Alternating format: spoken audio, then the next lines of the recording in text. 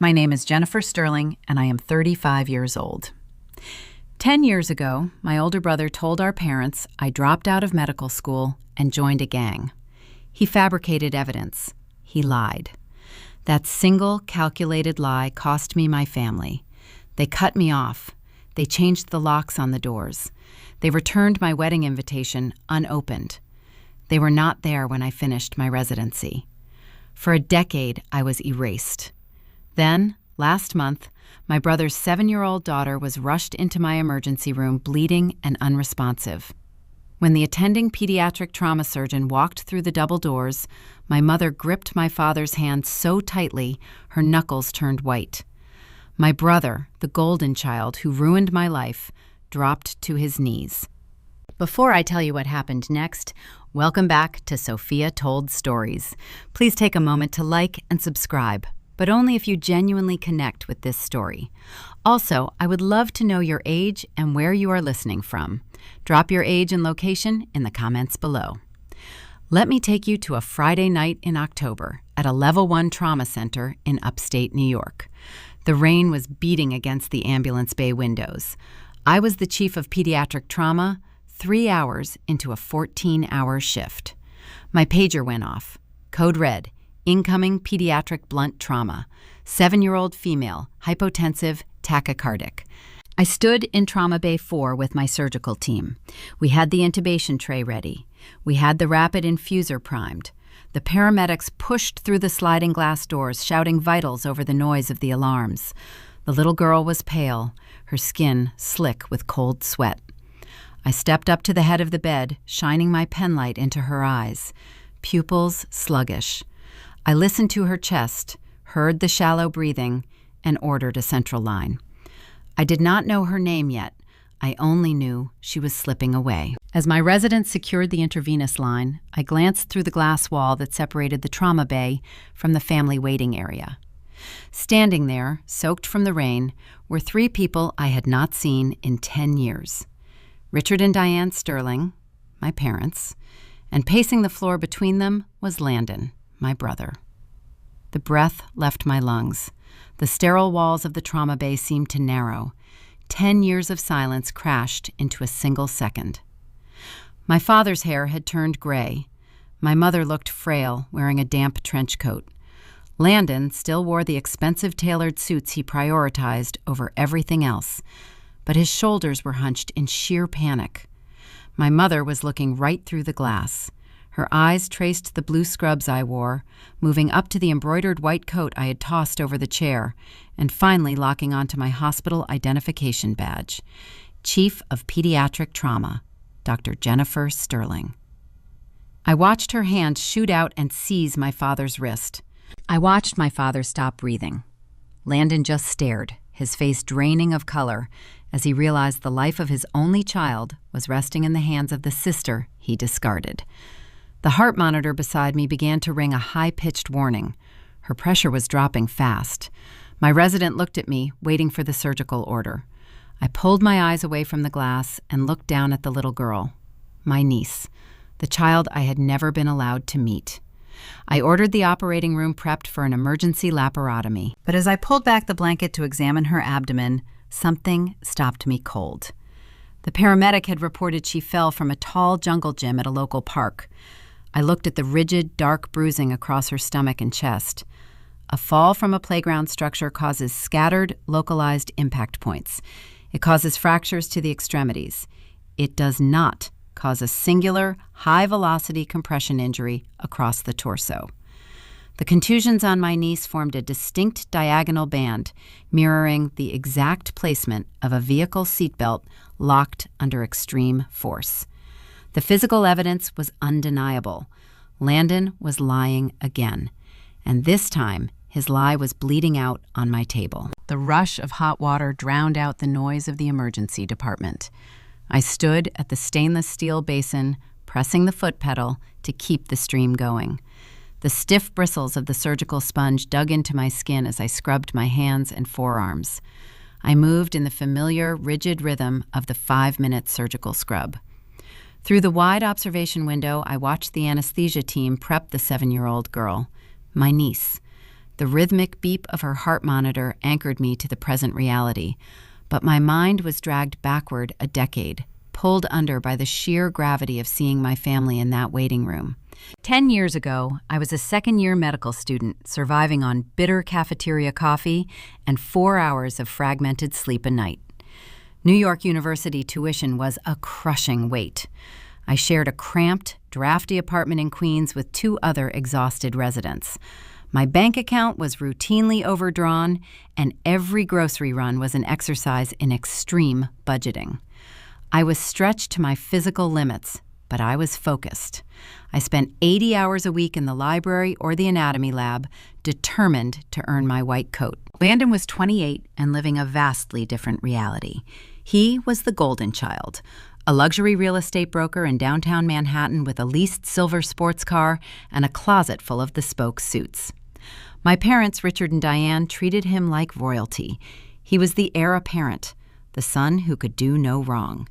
They loved his charisma, his loud confidence, and the prestigious image he projected. They trusted him implicitly.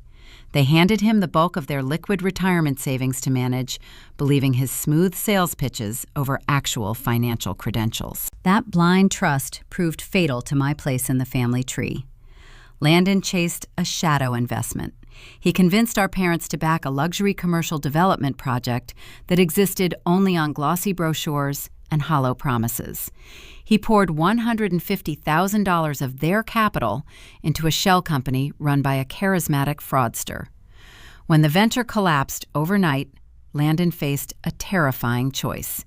He could confess the devastating loss and surrender his status as the perfect son, or he could engineer a distraction. He needed a fire so large my parents would look away from their bank statements. He chose to burn me. I handed him the matches without realizing it. One rainy Tuesday evening in November, I texted him asking for a minor favor. I needed $400 to cover a required pharmacology textbook before my next student loan disbursement cleared the university financial office. It was a simple request for a temporary bridge loan from my wealthy older brother. Landon did not send the money. Instead, he took my text message and rewrote history. He used a digital burner phone application to generate a fabricated conversation. He presented our parents with dozens of fake messages, painting a horrifying and elaborate picture. According to the narrative Landon spun, I had dropped out of medical school months prior. He claimed the academic pressure broke me, and I developed a severe opioid addiction to cope. He told them I was associating with a dangerous criminal syndicate, running drugs across state lines to pay off my mounting underground debts. The memory of the subsequent phone call hit me just as I backed through the operating room doors, holding my sterile hands elevated to my chest. The circulating nurse stepped forward, draping the blue surgical gown over my shoulders and securing the ties behind my neck. I snapped my sterile gloves into place, remembering the freezing rain lashing against my apartment window the night my father called. His voice on the phone was unrecognizable. It held no anger, just a cold, clinical disgust that cut deeper than any shouting ever could. He told me he saw the messages. He told me I was a disgrace to the Sterling name and a threat to their safety. I tried to speak. I tried to tell him I was literally sitting in the campus library staring at a neuroanatomy chart. He cut me off before I could form a complete sentence. He said my childhood belongings were boxed on the front porch and the locks on the family estate were already changed. "Do not call us," he said. "Do not come near us. You are dead to this family." The line went dead, leaving a hollow dial tone echoing in my small bedroom. They never checked my university enrollment status. They never called the registrar. They never drove to Queens to look me in the eye. They simply looked at the son wearing the Italian suit and chose to believe him. It was easier to discard the struggling medical student than to question the golden child. I stepped up to the operating table, pushing the ghosts of my past into a dark corner of my mind.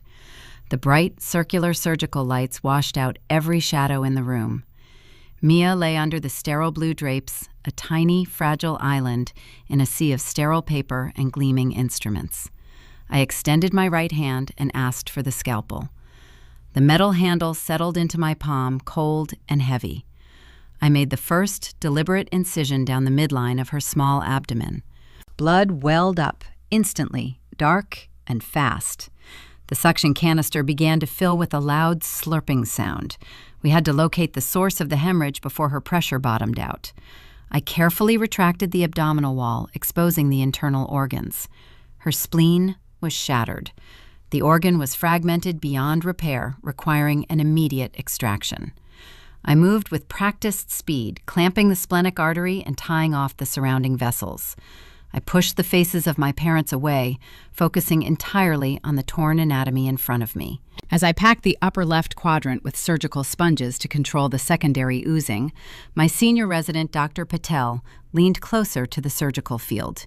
He pointed a gloved finger toward the retracted skin edge. "Dr. Sterling," he said, his voice muffled by the blue surgical mask, "look at the fascial tearing and the deep tissue contusions along the right flank and lower ribs." I shifted the overhead light to illuminate the area he indicated. The bruising we saw in the trauma bay was significantly worse beneath the surface of the skin. The muscle fibers were sheared in a straight diagonal line, crossing from the left shoulder down toward the right hip. This was the exact signature of a high-velocity impact against a restraining belt. A playground fall from a jungle gym produces random, scattered blunt force trauma. It breaks wrists or fractures collarbones upon impact with the ground. It never produces a singular, uniform band of crushed tissue across the length of the torso. I looked at the vital monitor, watching the green line of her heartbeat spike and dip. My brother brought his bleeding daughter into my emergency room, claiming a simple playground accident. The anatomical evidence laid bare on my operating table proved otherwise. Landon was lying to the hospital triage staff. He was lying to the police officers taking notes in the hallway. He was covering up a severe high-speed car crash. And judging by the altered timeline and the sheer panic etched on his face in the waiting room, he was hiding a truth far more dangerous than reckless driving. I clamped the final bleeding vessel and asked the surgical technician for the heavy silk sutures. The fragmented pieces of my niece's spleen were already resting in a stainless steel basin, ready for pathology. We had stopped the primary hemorrhage, but the damage extended far beyond a single ruptured organ. I kept my eyes locked on the deep purple contusions stretching across her small torso. The diagonal band of crushed tissue told a story written in physics and undeniable trauma. This was a seatbelt injury.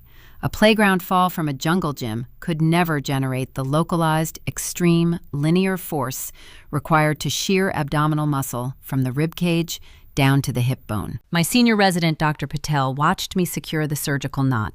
We both knew the anatomical truth resting on the operating table. The angle of the bruising indicated Mia was sitting in a forward-facing passenger seat during a severe frontal collision.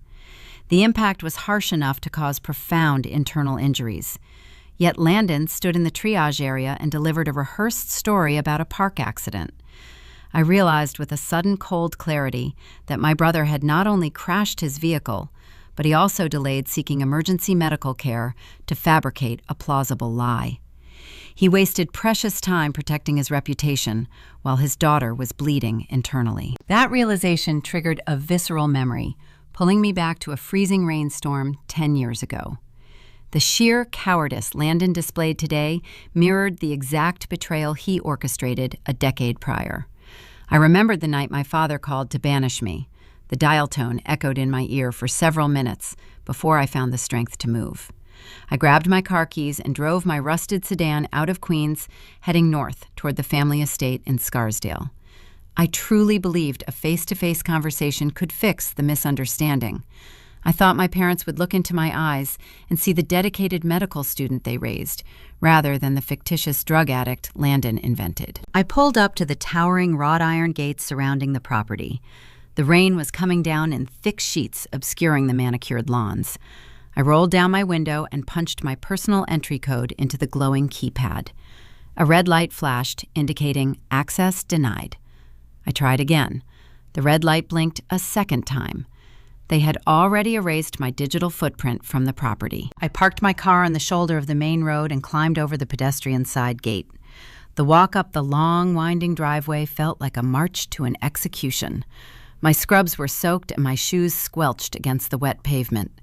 As I approached the grand stone porch of the house, I saw my belongings. 2 large designer suitcases, the ones my parents bought me for college graduation, were sitting out in the rain. They had not even bothered to place them under the protective overhang of the portico. I walked up the wide stone steps and knocked on the heavy oak front door. I saw movement behind the frosted glass panels. My father, Richard, stood in the foyer. He wore his signature tailored slacks and a cashmere sweater. He stood mere inches from the glass, but he refused to turn his head. He refused to look at me. He stared straight ahead at the far wall, treating me like a stranger trespassing on his land. The door opened a few inches. My mother, Diane, slipped into the narrow gap, holding the brass handle tightly as if ready to slam it shut. Her face was a mask of practiced social disdain. I opened my mouth to plead my case, to tell her about the pharmacology textbook and the forged messages. She held up one hand, stopping my words before they could form. She told me I was a danger to the family reputation. She said her friends at the country club were already asking questions she could not answer. She informed me they had frozen my college trust account and canceled my health insurance. Her voice carried no maternal warmth. It sounded like a corporate executive terminating a problematic employee. I looked past her shoulder into the brightly lit hallway. Landon stood near the grand staircase. He had his hands tucked into the pockets of his expensive trousers. He looked at me and offered a slow, sorrowful shake of his head. It was a flawless performance. He played the role of the disappointed older brother perfectly, while simultaneously orchestrating my execution. The heavy oak door clicked shut, locking me out in the cold. I stood on the porch for a long time watching the rainwater pool around my ruined suitcases. That night, I slept in the back seat of my sedan, parked in a 24-hour grocery store lot. The next morning, the true fight for survival began. I had to secure high-interest predatory loans just to keep my seat in the medical program. The interest rates were astronomical, but I had no alternative. I applied for a night shift position as an emergency medical dispatcher. For the next 2 years, I lived a grueling double life. I attended medical rounds and lectures during the day. At night, I sat in a windowless dispatch center wearing a heavy headset, directing ambulances to crime scenes and vehicle crashes. I learned to suppress my exhaustion. I learned to function on pure adrenaline and bitter resentment. I studied neuroanatomy flashcards between desperate, frantic emergency calls. I built an impenetrable emotional wall, prioritizing my surgical career above everything else. I refused to let Landon win. I pulled my focus back to the bright surgical theater. The vital monitors chimed in a steady, reassuring rhythm. Mia was stabilizing, but her condition remained critical. I asked the surgical nurse for the stapler and began the meticulous process of closing the abdominal fascia. My hands moved with practiced precision, but my mind was calculating the legal and medical disaster unfolding just beyond the operating room doors. By lying to the paramedics about the mechanism of injury, Landon compromised our initial medical response. If we had treated Mia for a simple playground fall, we might have missed the severe splenic rupture until it was too late. His deception constituted a direct threat to a pediatric patient. As a licensed physician and the Chief of Trauma, I am a mandatory reporter. The state of New York requires me to notify law enforcement the moment I suspect child endangerment or a deliberate medical cover-up. I placed the final surgical staple along the incision line and stepped back from the table. Dr. Patel ordered the nursing staff to prepare Mia for transport to the pediatric intensive care unit. I peeled the bloody surgical gloves from my hands, dropping them into the hazardous waste bin. I untied my blue gown and let it fall away. Underneath the surgical gear, I wore my dark blue hospital scrubs. I clipped my identification badge to my collar, ensuring my title was clearly visible. I was no longer the desperate, shivering student begging for entry on a wet stone porch. I was the highest-ranking trauma authority in the building. I walked over to the stainless steel sink to wash my hands one final time. I looked at my reflection in the mirror above the basin. My eyes were hard and unyielding. I dried my hands and walked toward the automatic doors leading out of the surgical suite. The hallway stretched before me, leading directly to the family waiting area. I knew exactly who was sitting in those uncomfortable plastic chairs. I knew Richard and Diane were waiting for updates on their only recognized grandchild.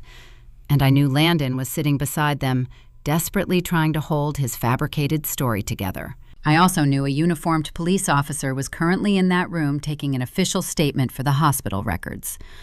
Landon was about to put his playground lie onto an official police report.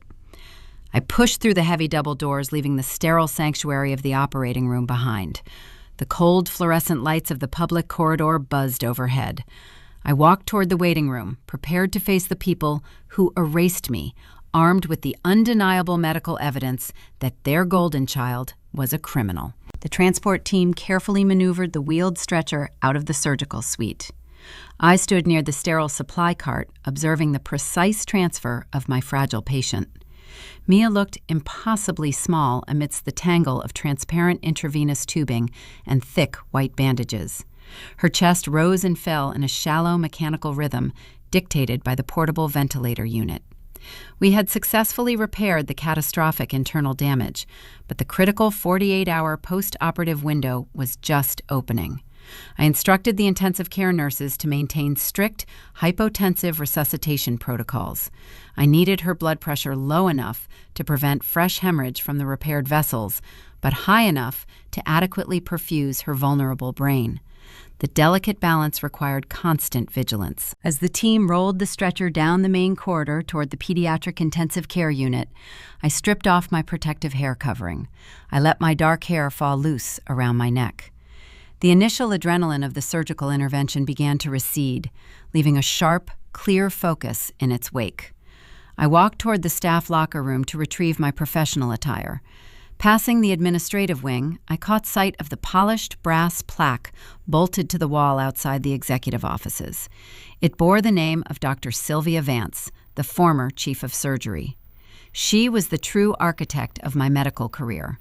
During my intern year, I functioned as a hollow shell of a human being. I survived on stale vending machine crackers and sheer spite. Sylvia saw past the exhaustion. She recognized the relentless drive burning beneath my standard-issue uniform. While my biological mother hosted charity luncheons in Westchester pretending I did not exist, Sylvia taught me how to properly hold a scalpel. She guided my trembling hands during complex thoracic procedures. She provided the maternal guidance Diane Sterling eagerly withheld. When I doubted my physical stamina, Sylvia reminded me that enduring steel is forged in scorching fire. She shaped me into a physician who never backs down from a failing heart or a daunting diagnosis. Sylvia also introduced me to Julian. He was a brilliant environmental architect consulting on the new hospital expansion wing. Julian possessed a calm, grounding energy that directly contrasted the chaotic, unpredictable trauma center environment. On our first official date, we sat on a wooden bench in Central Park eating cold pretzels. I laid out the stark reality of my isolated existence. I explained the financial ruin, the fabricated drug addiction, and the total familial excommunication. Julian did not offer shallow pity or unsolicited advice. He simply held my hand and promised to build a foundation strong enough to weather any subsequent storm. He became my ultimate sanctuary. 3 years later, we married in a quiet, sunlit botanical garden in Brooklyn. Sylvia walked me down the grassy aisle. I wore a simple white dress and carried a vibrant bouquet of wild lilies. It was the happiest day of my life. Yet a persistent, dull ache lingered deep in my chest. 6 weeks prior to the ceremony, I had purchased thick, cream-colored cardstock. I printed 2 elegant wedding invitations. I addressed one envelope to Richard and Diane.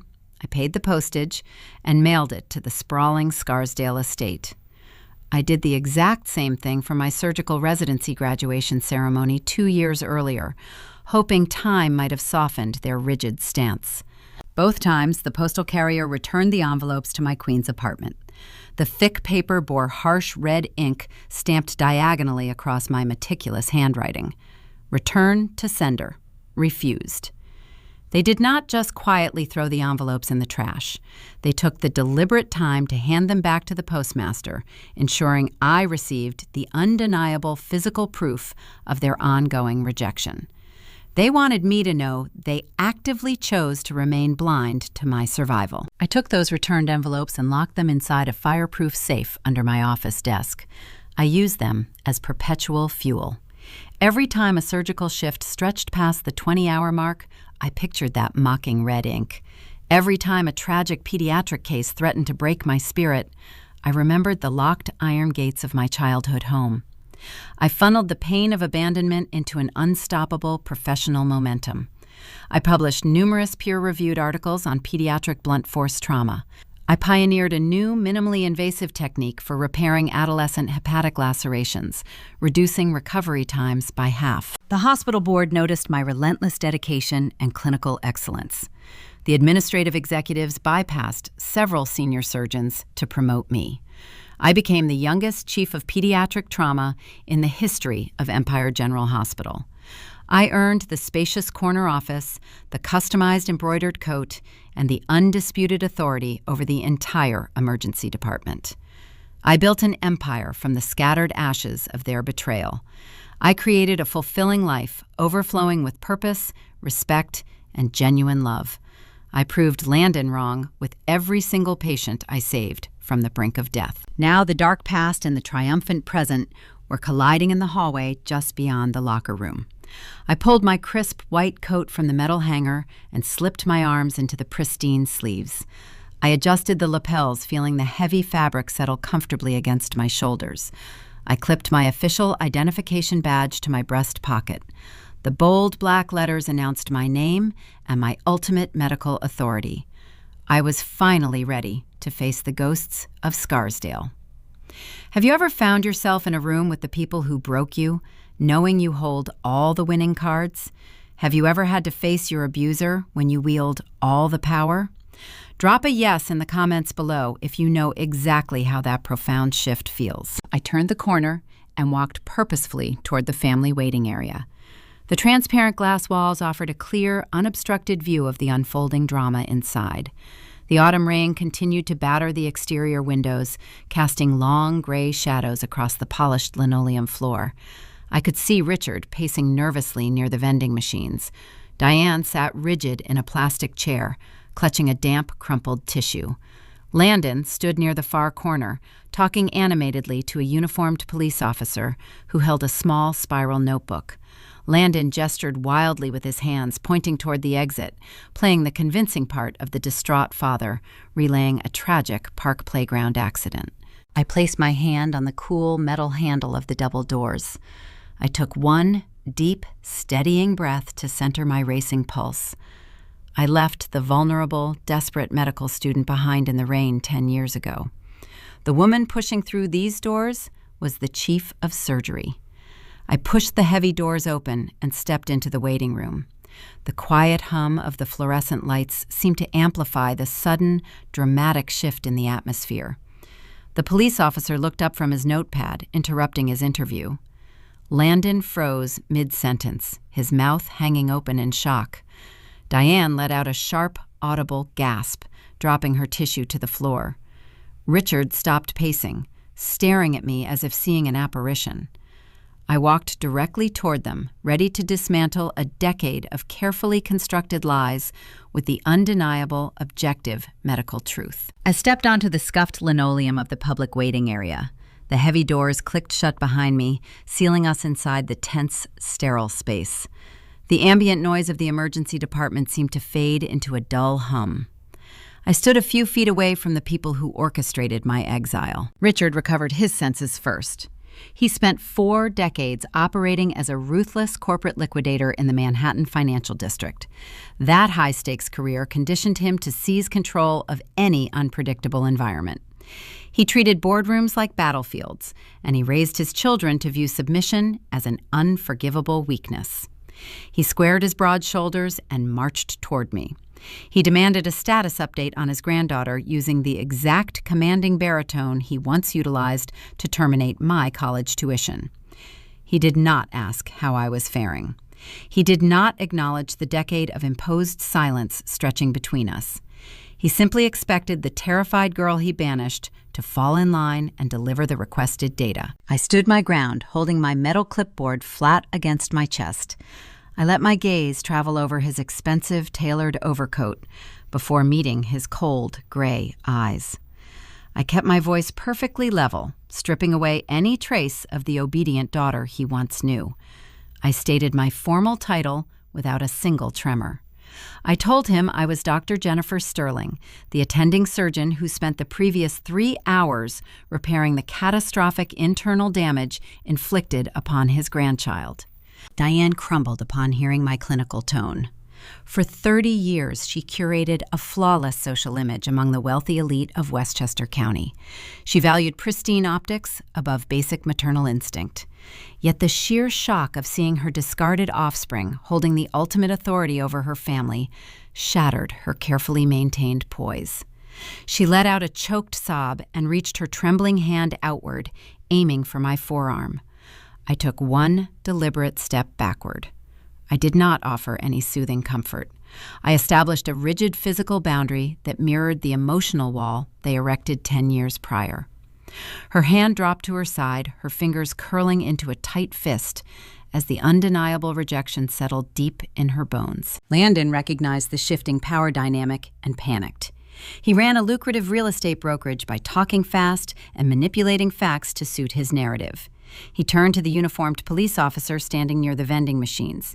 He pointed a shaking finger at me and claimed I was unqualified to handle the situation. He demanded the hospital administration send a real doctor to the floor immediately. He spun a frantic, panicked story suggesting I held a deep personal vendetta and could not be trusted with a vulnerable pediatric patient. I turned to face my older brother. I informed him that I was the Chief of Pediatric Trauma and the highest-ranking medical official on the premises.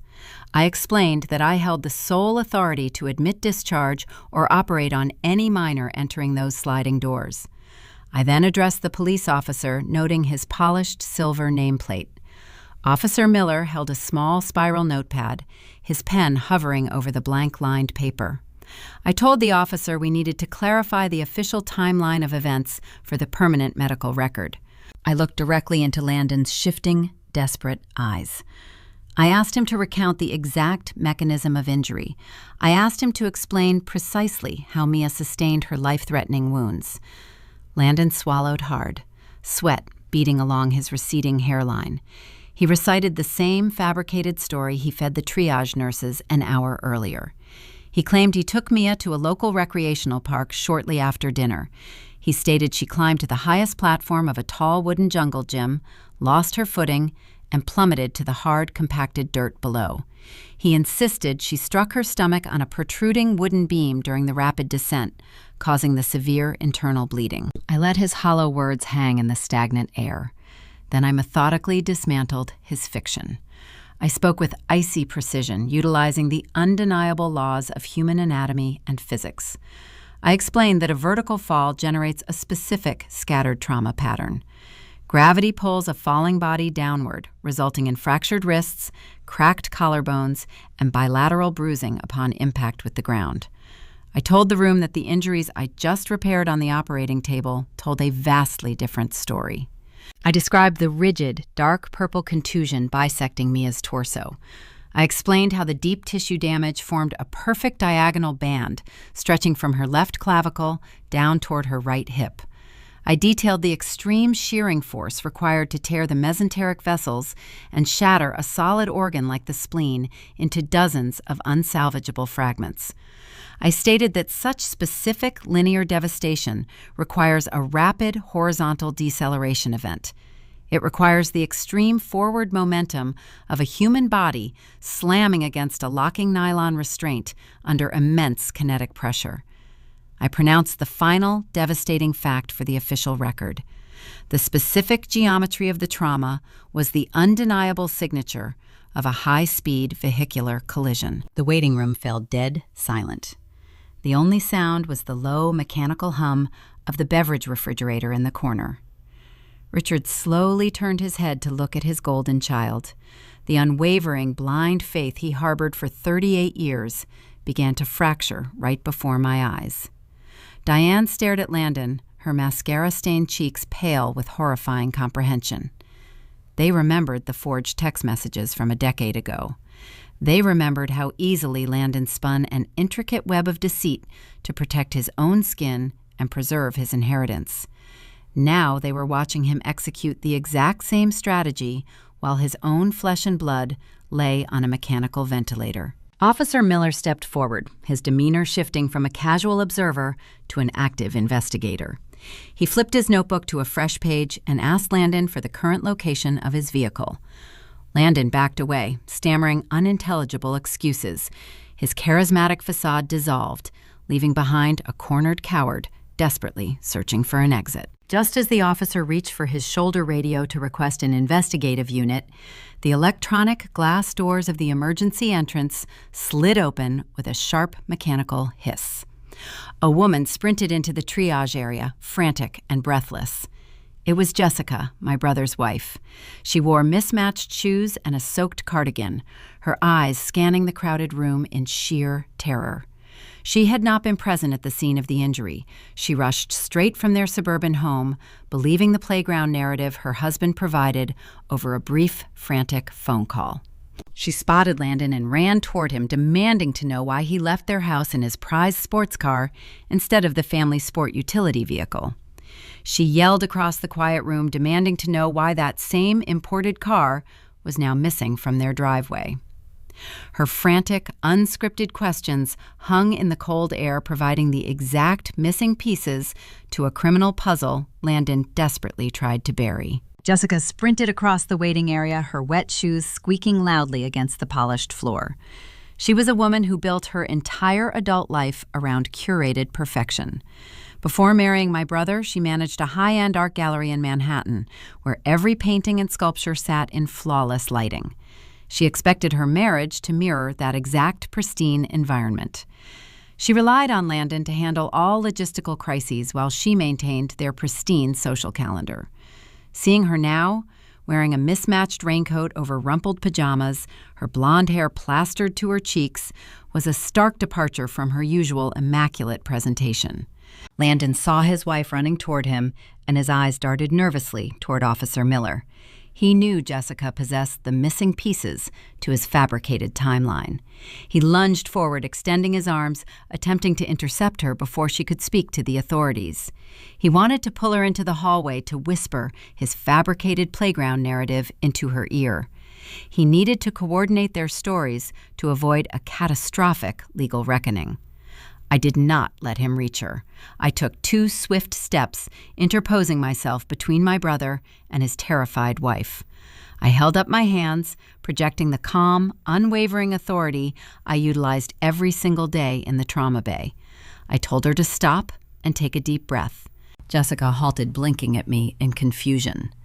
Landon had spent our entire 10-year estrangement weaving a dark, fictional tapestry about my existence. He told his wife his younger sister succumbed to a tragic underground lifestyle and disappeared into the city slums.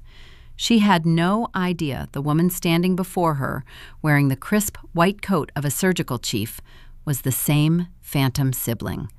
I did not offer a family introduction. The current situation required clinical detachment, not a dramatic domestic reunion. I introduced myself strictly as the attending pediatric surgeon who just closed her daughter's abdominal incision. The word surgeon anchored her drifting panic. She grabbed my forearms, her manicured nails digging into my sleeves. She begged me to tell her Mia was surviving. I confirmed her daughter was stabilizing in the intensive care unit, but emphasized we needed accurate historical data to prevent postoperative complications. I guided her toward a quiet corner, away from Landon, wrapping my questioning in the comforting guise of a standard medical intake. I asked her to recount the exact events of the evening. I kept my tone soothing and steady, lulling her into a false sense of security. I inquired about the time they left the house and what activities occurred prior to the departure. Jessica leaned against the wall, swiping a trembling hand across her forehead. She explained Landon hosted a lucrative client dinner earlier in the evening. She mentioned he returned to their suburban home around 7 o'clock, smelling strongly of expensive bourbon. She said he wanted to celebrate closing a major real estate deal and promised to take Mia out for a late dessert. I nodded, encouraging her to continue. I asked the pivotal question, masking it as a minor detail, regarding their transit. I asked what vehicle they utilized for the short trip. Jessica answered without a single second of hesitation. She stated they took the silver sports car. She described the low-slung imported vehicle Landon prized above all his other possessions. She said she heard the distinct roar of the powerful engine roaring down their quiet residential street. A heavy, suffocating silence fell over the waiting room. Officer Miller stopped writing in his spiral notebook. He slowly lowered his pen, looking from Jessica to Landon. He cleared his throat, breaking the tense quiet. He informed Jessica that her husband provided a vastly different account upon arriving at the triage desk. He read directly from his official notes. He stated Landon claimed the sports car required extensive transmission repairs and was currently parked inside a dealership garage.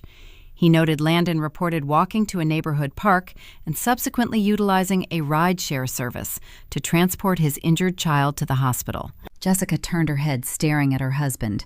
The confusion in her eyes rapidly morphed into sheer horror. She asked Landon where his car was currently located. She demanded to know why they did not arrive in their own vehicle. Landon backed against the vending machines, his face slick with nervous perspiration. He opened his mouth, but no cohesive words emerged. He looked at his parents, hoping for a lifeline, but Richard and Diane remained frozen in their chairs. The protective spell they cast over their golden son was dissolving in real time. I stepped back into the center of the room, ensuring every person present heard my next deduction. I spoke with the precise, icy cadence of a prosecutor delivering a closing argument. I connected the scattered pieces of evidence out loud. I noted the client dinner and the consumption of alcohol. I highlighted the choice to drive a high-performance vehicle on rain-slicked roads. I pointed out the undeniable linear seatbelt contusion on my patient's torso. I explained the devastating medical implications of his timeline. I told the room that Landon crashed his vehicle while impaired. Instead of immediately dialing emergency services to save his bleeding child, he chose self-preservation. He prioritized his real estate license and his pristine public image over his daughter's survival. I detailed how he must have hidden the damaged sports car near the crash site and ordered a rideshare vehicle to a secondary location. I stated that every single minute he spent covering his tracks was a minute Mia spent bleeding into her own abdominal cavity. He delayed critical trauma care to invent a park playground narrative designed to shield him from a felony conviction. Diane covered her mouth with both hands, a hollow, agonizing sound escaping her throat. Richard stared at his shoes, his broad shoulders slumping as the staggering weight of the truth crushed his lifelong illusions. They sacrificed their innocent daughter a decade ago to protect a financial thief. Now they realized they spent the last 10 years worshiping a man willing to sacrifice his own child to avoid a prison cell. Officer Miller reached for the radio clip to his shoulder harness. He requested a secondary patrol unit to respond to the emergency department. He instructed dispatch to initiate a search for an abandoned silver sports car in the vicinity of the family home. He turned back to Landon, instructing him to place his hands against the wall for a preliminary search and detention. Landon snapped. The polished, charismatic broker vanished, replaced by a cornered, feral animal. He shoved the officer away and spun toward me, his eyes burning with frantic rage. He pointed a shaking finger at my face, screaming that I orchestrated this entire scenario to punish him. He yelled that I was still the same deceitful dropout, trying to steal his rightful place in the family hierarchy. He prepared to launch another barrage of venomous lies to discredit my medical findings. Before he could utter another syllable, the electronic doors of the emergency bay slid open once more. A tall woman with silver hair and a sharp-tailored pantsuit walked into the chaotic waiting room. She held a sleek digital tablet tucked under her arm. It was Clara, my father's younger sister. She surveyed the scene, taking in the police officer, the weeping parents, and the cornered nephew. She looked at me and offered a brief, tight nod. She did not come to the hospital to check on the pediatric patient. She came to deliver the final killing blow to a 10-year-old lie. I stepped onto the scuffed linoleum of the public waiting area. The heavy doors clicked shut behind me, sealing us inside the tense, sterile space. The ambient noise of the emergency department seemed to fade into a dull hum.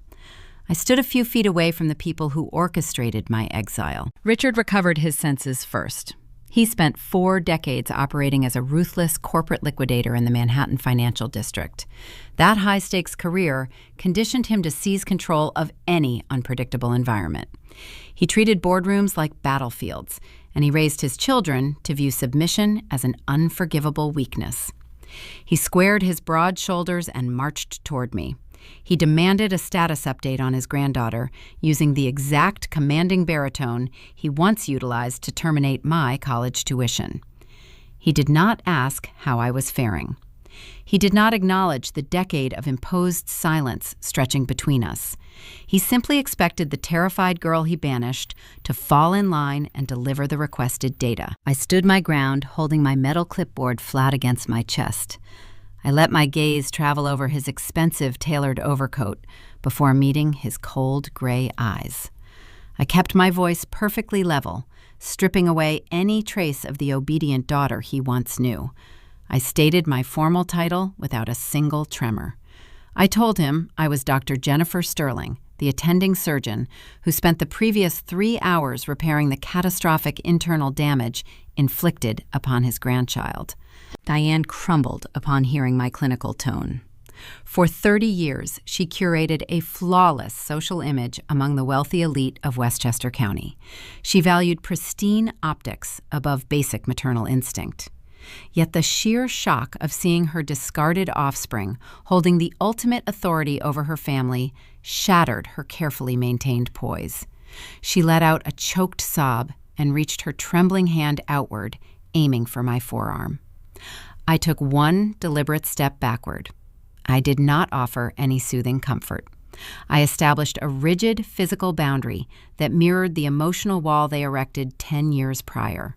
Her hand dropped to her side, her fingers curling into a tight fist as the undeniable rejection settled deep in her bones. Aunt Clara marched into the waiting area projecting an aura of calculated efficiency.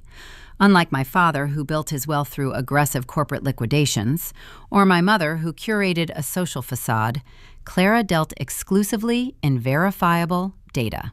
She operated a boutique forensic accounting firm in Lower Manhattan, specializing in unearthing hidden assets during high-net-worth divorces. She spent her entire career tracing concealed funds across international borders. When Richard and Diane abruptly banished me 10 years ago, relying solely on a handful of alarming text messages, Clara harbored immediate suspicions. She knew digital communication could be easily manipulated. She refused to participate in the familial shunning. Instead, she maintained a covert line of communication with me, meeting me for cheap coffee near my medical campus and quietly listening to my side of the story. For a decade, Clara played a silent, patient game. She attended the lavish holiday dinners in Scarsdale, smiling politely, while Landon spun tales of his real estate triumphs.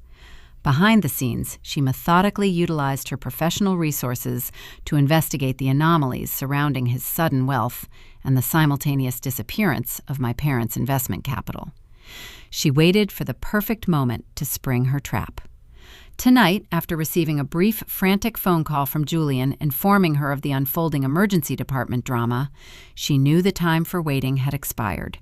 She brought the weaponized truth directly to the hospital. Landon recognized the silver-haired woman stepping toward him, and his frantic bravado faltered.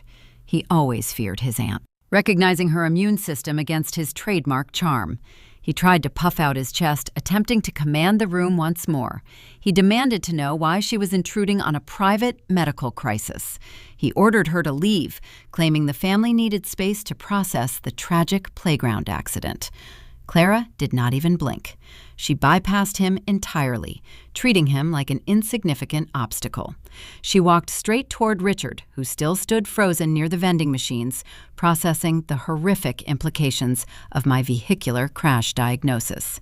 She stopped in front of her older brother and held out the sleek electronic tablet. The screen glowed brightly, illuminating a series of complex banking spreadsheets and highlighted digital routing numbers. She spoke in a crisp, authoritative tone that commanded instant obedience. She told Richard to put on his reading glasses and examine the document she compiled. She stated the file contained the unredacted financial history of Landon's primary brokerage account from the exact month I was cast out of the family. Richard hesitated, his hands trembling slightly as he reached for the device. He spent his life avoiding weakness, but the sheer weight of his sister's unyielding stare forced his compliance. He looked down at the illuminated screen. Diane shuffled closer to him, peering over his shoulder, her breathing shallow and erratic. Clara narrated the data displayed before them, acting as a tour guide through a museum of deceit. She pointed to a specific highlighted row, detailing a withdrawal of $150,000. She traced the money from my parents' shared retirement portfolio directly into a corporate shell entity registered in Delaware. She then showed the corresponding deposit slip, linking that phantom company back to Landon's personal offshore holding account. She explained that the luxury commercial development he pitched them a decade ago never existed. There were no construction permits filed. There were no zoning applications approved. It was a phantom project designed solely to siphon their liquid assets into his own pocket. Landon sputtered, denying the allegations.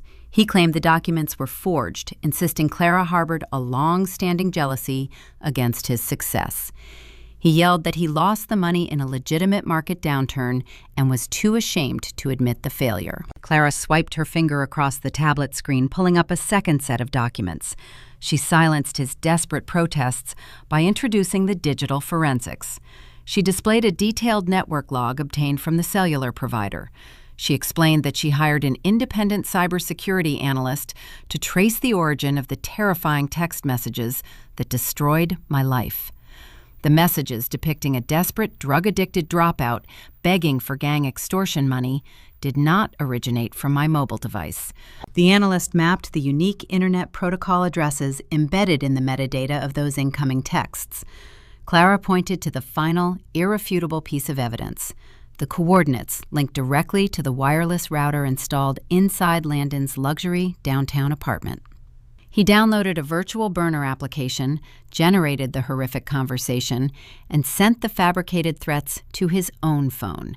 He orchestrated the entire terrifying narrative to create a distraction massive enough to prevent his parents from auditing their missing retirement funds. He set my life on fire simply to cover his own financial theft. The tablet slipped from Richard's grasp, clattering onto the linoleum floor. He did not attempt to pick it up. The patriarch who ruled his empire with an iron fist suddenly looked hollowed out, fragile, and impossibly old. The foundational truth of his existence was fundamentally shattered. He realized he spent 10 years worshiping a thief while discarding an innocent daughter who crawled through hell to become a respected surgeon. He traded a savior for a parasite. Diane emitted a sound that lacked any human description. It was a guttural, visceral wail of pure, profound agony. The pristine socialite persona evaporated, leaving behind a broken woman choking on a decade of misdirected cruelty. Her knees buckled, and she collapsed into the molded plastic waiting room chair, covering her face with her trembling hands. She wept with an intensity that shook her entire frame, mourning the years she willfully threw away to protect a monster. Jessica stood a few feet away, her arms wrapped protectively around her own torso. She stared at her husband with an expression of unadulterated revulsion. The man she married, the father of her critically injured child, was a stranger. She realized the luxurious lifestyle she enjoyed was built upon a foundation of stolen money and a destroyed sibling.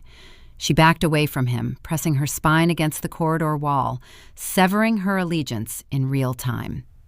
I observed the devastating scene unfolding before me. A younger version of myself might have expected this exact moment to provide an overwhelming surge of triumphant vindication. I spent thousands of hours during my grueling residency dreaming of the day they would discover the truth. I imagined feeling a soaring sense of victory. Instead, a heavy clinical sadness settled deep within my chest. There was no joy to be extracted from watching my parents break. The revelation did not magically restore the milestones they missed. It could not retroactively place them in the front row of my medical school graduation. It could not insert them into the sunlit botanical garden where I married Julian. The truth was finally exposed, but it could not buy back a single stolen second. Officer Miller retrieved a pair of heavy steel handcuffs from his utility belt. The dual revelations of the historic financial fraud and the immediate vehicular cover-up provided more than enough probable cause for a formal detention. He stepped purposefully toward my brother, instructing him to turn around and place his hands behind his back. Landon realized all his escape routes were permanently sealed. The charming lies that shielded him for 38 years no longer held any power. He looked at the police officer moving in. He looked at his wife staring at him with pure hatred. He looked at his weeping mother and his paralyzed father. Finally, he turned his gaze back to me. The facade of the untouchable golden child cracked and fractured, plunging him into a state of sheer primal panic. The reality of his impending arrest and the catastrophic destruction of his entire world forced his body to react in the only manner remaining available to a defeated coward. Landon looked at the polished steel handcuffs resting in the palm of Officer Miller. The metallic glint severed the final, delicate thread of his manufactured reality. For 38 years, my brother floated through life on a pristine cushion of unearned privilege and weaponized charm. He never faced a single consequence he could not smile or buy his way out of. When he crashed a neighbor's imported sedan as a careless teenager, Richard paid for the extensive repairs and blamed black ice. When he failed a pivotal university economics course, Diane donated a brand new digital scoreboard to the athletic department, and his failing grade miraculously transformed into a passing mark. Our parents conditioned him to believe accountability was a rigid concept reserved strictly for the lower classes. Now standing under the harsh, unyielding fluorescent lights of a county hospital, that protective bubble popped. The devastating weight of a felony child endangerment charge and a driving under the influence conviction hovered right above his head. A prison sentence would strip him of his lucrative real estate broker license. It would evaporate his prestigious country club memberships and transform him into a permanent social pariah among the Manhattan elite. The charming facade he spent decades perfecting crumbled into dust. His tailored Italian trousers met the scuffed linoleum floor with a heavy, dull thud. The untouchable golden child dropped to his knees in the middle of the public emergency department. It was not a calculated theatrical gesture designed to solicit sympathy. It was a raw, physical surrender to an inescapable legal reckoning. He crawled forward, closing the short distance separating us. He reached out with trembling, sweaty hands and seized the hem of my sterile blue hospital scrubs. His knuckles turned white, his face contorting into a mask of sheer, primal terror. He looked up at me, tears streaming down his flushed cheeks, mixing with the nervous perspiration coating his forehead. He opened his mouth and did something I had never witnessed in my entire existence. He begged. He pleaded with me to amend my official medical findings. He asked me to pull the police officer aside and confirm the fictional Park Jungle Gym narrative. He promised to repay every single cent of the stolen retirement funds to our parents with interest. He swore he would enter an exclusive rehabilitation program for his drinking problem tomorrow morning. He rambled frantically, offering hollow, empty promises in exchange for my professional perjury. He wept loudly, stating a criminal conviction would destroy his standing in the wealthy community and ruin his life forever. In a final act of unadulterated desperation, he dared to invoke the concept of familial loyalty, reminding me that we shared the same biological blood. I looked down at the broken man clutching my uniform. I felt the fabric pull taut against his frantic grip. I thought about the bitter, lonely nights I spent shivering in the back seat of my rusted sedan, wondering how I would afford my next meal. I remembered the predatory high-interest loan applications I signed just to purchase basic surgical textbooks. I recalled the grueling night shifts in the dispatch center, where I learned the true fragile nature of human mortality. I earned my medical degree through relentless discipline and unyielding integrity. Every single stitch I placed, every life-saving diagnosis I delivered, was built upon a bedrock foundation of profound ethical responsibility. He wanted me to set fire to my hard-won career simply to keep him warm. I did not feel a sudden surge of vindictive anger. I felt nothing but a stark, clinical detachment. I looked at his manicured hands gripping my scrubs, and then I met his terrified, shifting eyes. I kept my voice low, steady, and devoid of any sisterly warmth. I told him he forfeited the inherent right to invoke family loyalty the night he watched me stand in the freezing rain on our parents' porch. I explained that a medical license is not a cheap bargaining chip to be traded in a corrupt negotiation. I informed him I swore a binding, sacred oath to protect vulnerable patients, not to shield guilty perpetrators. I pronounced the final unyielding boundary. I stated I was a mandatory reporter, bound by the stringent laws of New York State to document and report any suspected child abuse or reckless endangerment. I told him he ruined my youth to protect his bank account, but I would never compromise my professional integrity to save him from a prison cell. I looked past his kneeling form and caught the eye of the hospital security guard stationed near the triage desk.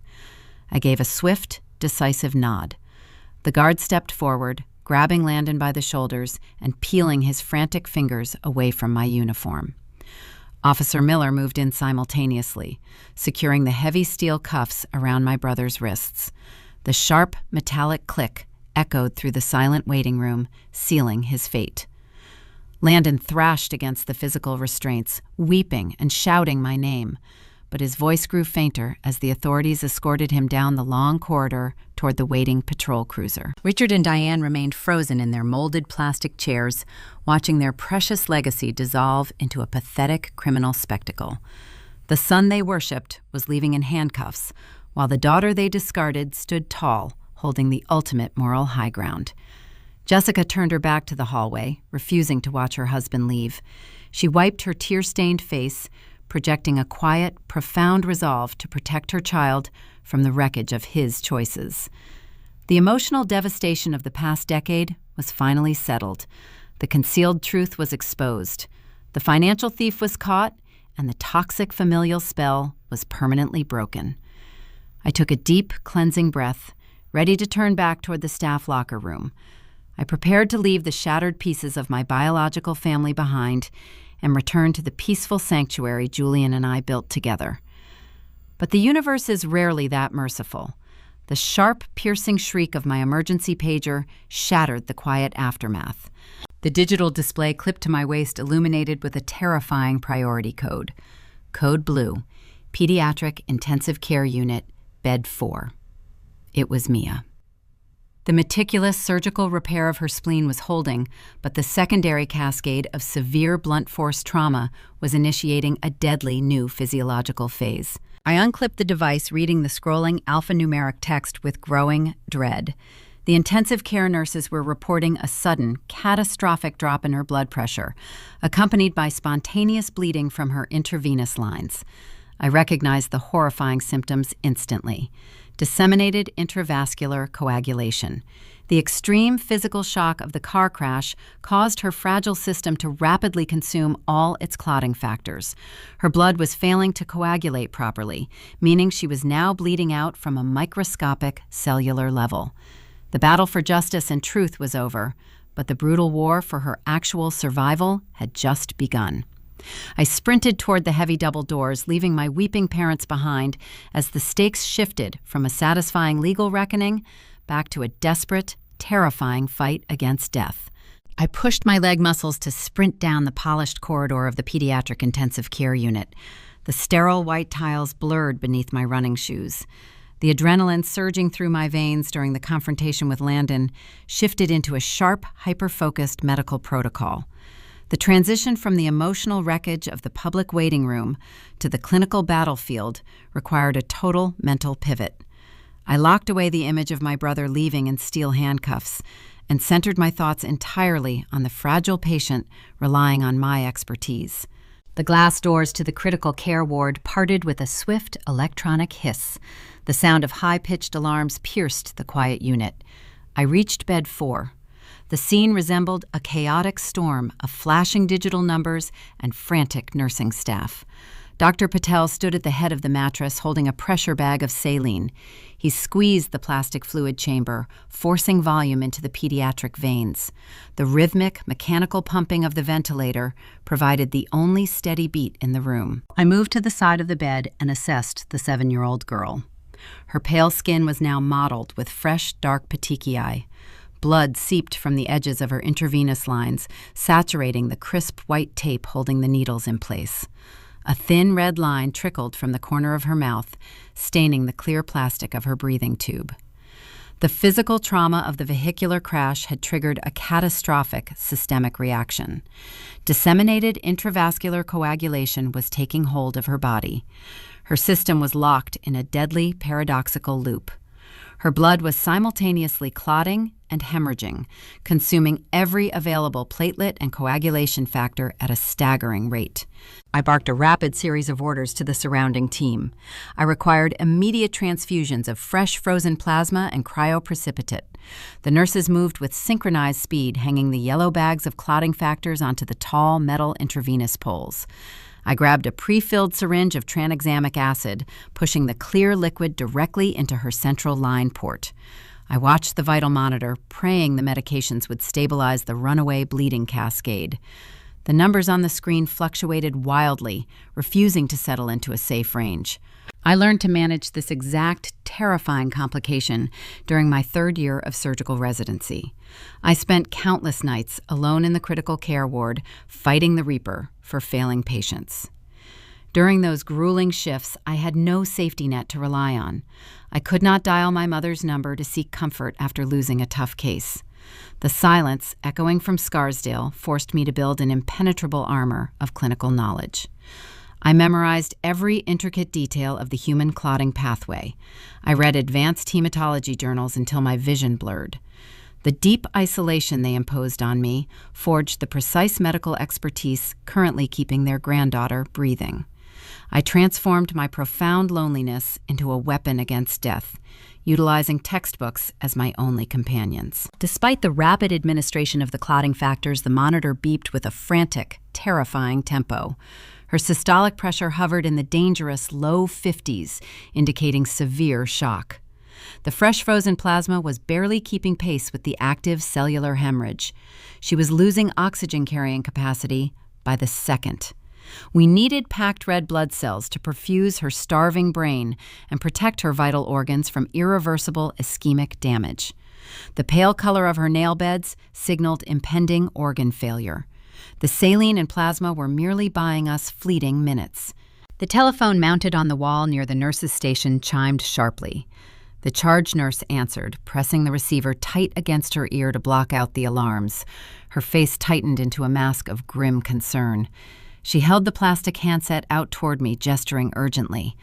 The head of hematology was on the line, holding the rapid cross-match results from the laboratory. I grabbed the phone, bracing myself for the incoming diagnostic report. The hematologist delivered a devastating blow. Mia possessed a rare and complex blood phenotype. She typed as O-negative, but her serum carried a specific rare antibody configuration, requiring a precise phenotypic match to prevent a fatal hemolytic transfusion reaction. To complicate matters, a severe winter storm system had grounded regional medical supply flights across upstate New York for the past 3 days. The local blood banks were critically depleted. The hospital exhausted its final 2 units of compatible packed red cells during our initial abdominal surgery. We emptied the refrigerator to save her life, the first time, leaving zero reserves for this subsequent crisis. There was no more compatible blood in the entire Empire General inventory. The hematologist explained the nearest cross-matched supply sat in a Philadelphia distribution center. Transporting that specific blood type by ground would require a minimum of 4 hours.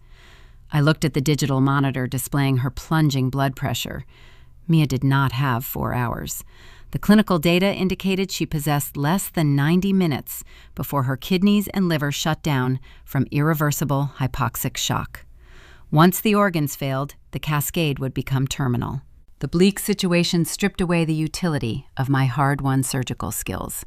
My steady hands and extensive trauma training were suddenly useless against an empty blood bank refrigerator.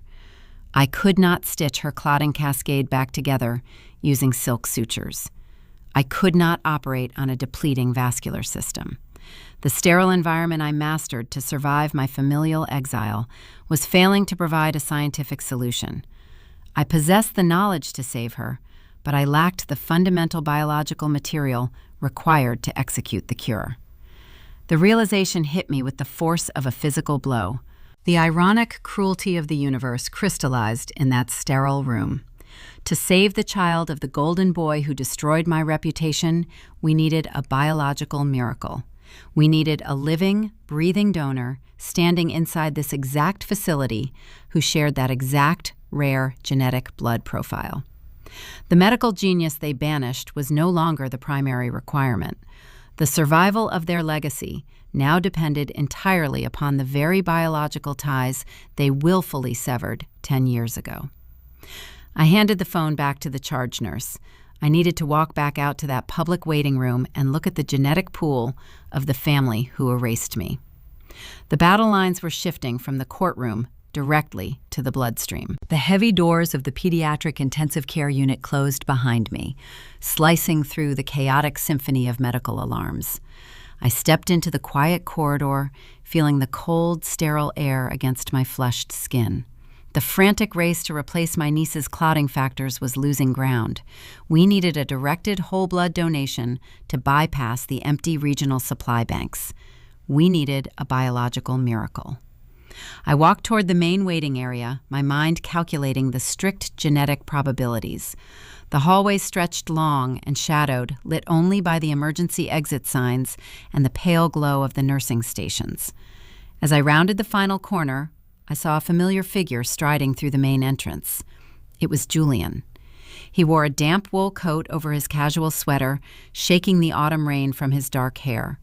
Julian was an environmental architect who specialized in integrating natural light into sterile clinical spaces. He designed the very pediatric wing where I currently stood. He spent his career transforming cold concrete into healing environments. He performed the exact same structural miracle on my personal life. When I was a hollow, exhausted resident, he provided a steady, unwavering foundation. He never pitied my isolation. He simply handed me the tools to build a new existence, far away from the toxic ruins of Scarsdale. Seeing him now, anchoring the chaotic hospital lobby, brought an immediate sense of profound relief to my racing pulse. He spotted me and crossed the linoleum floor, pulling me into a firm embrace. He smelled of cold rain and cedar wood. He did not ask frantic questions. He simply held me, offering a silent transmission of strength. I rested my forehead against his shoulder, taking a single, stabilizing breath before stepping back to face the grim reality. Richard and Diane noticed the interaction. They stood near the vending machines, looking like hollowed ghosts of their former elite selves. The arrest of their golden son and the undeniable exposure of his historic theft had stripped away their arrogant posture. They looked lost, adrift in an environment they could not control with a checkbook or a country club membership. Richard saw Julian holding my hand and hesitated. The old patriarchal instinct flickered in his gray eyes. He spent his entire life commanding rooms and claiming ownership of his legacy. He smoothed the lapels of his wrinkled tailored jacket and took a cautious step forward. He extended a trembling right hand toward my husband, attempting to bridge the chasm he dug 10 years ago. He cleared his throat and introduced himself. He stated he was Richard Sterling, my father. Julian looked at the extended hand. He did not reach out to accept the greeting. He did not raise his voice or display any theatrical anger.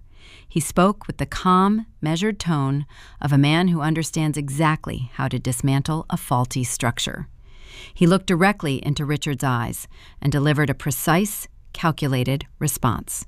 He stated, "My wife left her family safely at home with me." He told the broken man standing before him that he was not a father. He was simply an occupant of the public waiting room. The words landed with staggering precision.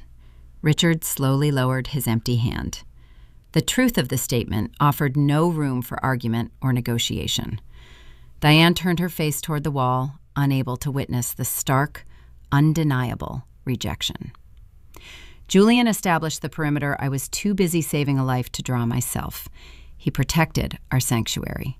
I pulled Julian a few steps away, lowering my voice to explain the critical medical pivot. I detailed the disseminated intravascular coagulation tearing through Mia's fragile system. I explained the depleted regional blood banks and the grounding of the medical supply flights due to the severe weather.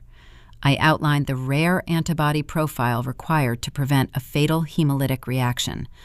I told him we needed a direct genetic match drawn and transfused within the hour, or the child would not survive the night. Julian processed the clinical data instantly. He looked past my shoulder toward the weeping grandparents. He understood the bitter irony unfolding in real time. I nodded, confirming his silent realization. I needed to evaluate the biology of the people who willfully threw me away. I approached Richard and Diane, pulling a blank medical chart from the nearby administrative desk. I did not offer any false hope or comforting platitudes. I asked a series of rapid-fire clinical questions regarding their current medical histories and precise blood types. The answers eliminated them from the donor pool in a matter of seconds. Richard revealed he underwent a cardiac stent placement 2 years ago. He currently took a daily regimen of powerful prescription blood thinners to prevent arterial blockages. Extracting a large volume of whole blood from his compromised vascular system would trigger a fatal cardiac event. Diane suffered from a chronic autoimmune disorder. She managed the condition with systemic immunosuppressants. Her altered plasma would introduce dangerous foreign antibodies into Mia's already failing circulation. Furthermore, their advanced ages disqualified them from emergency rapid volume donation protocols. I turned my attention to Jessica, who sat frozen in a nearby chair, processing the wreckage of her marriage. I asked for her blood type. She whispered that she was A-positive. Mia required O-negative blood with a highly specific antigen absence. Jessica was biologically incompatible. Introducing her blood would cause Mia's immune system to attack and destroy the new red cells, accelerating the final organ failure. Landon was already sitting in the back of a police cruiser miles away, facing felony charges. Even if he were present, his previous medical records in the hospital database confirmed he inherited a recessive genetic trait from our maternal lineage. His blood type was O-positive. He could not provide the universal negative factors his daughter desperately required. I stood in the center of the waiting area, holding the metal clipboard. The biological pool was officially empty. The grandparents were medically disqualified. The mother was incompatible. The father was a different type and currently locked in a jail cell. The family tree offered 0 viable branches. The charge nurse pushed through the double doors holding a printed laboratory slip.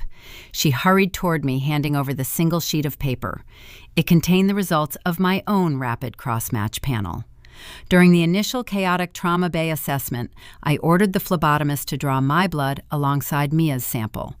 It was a standard precaution I often took when treating rare pediatric cases, just in case the regional banks ran dry. I scanned the black ink printed on the crisp white page.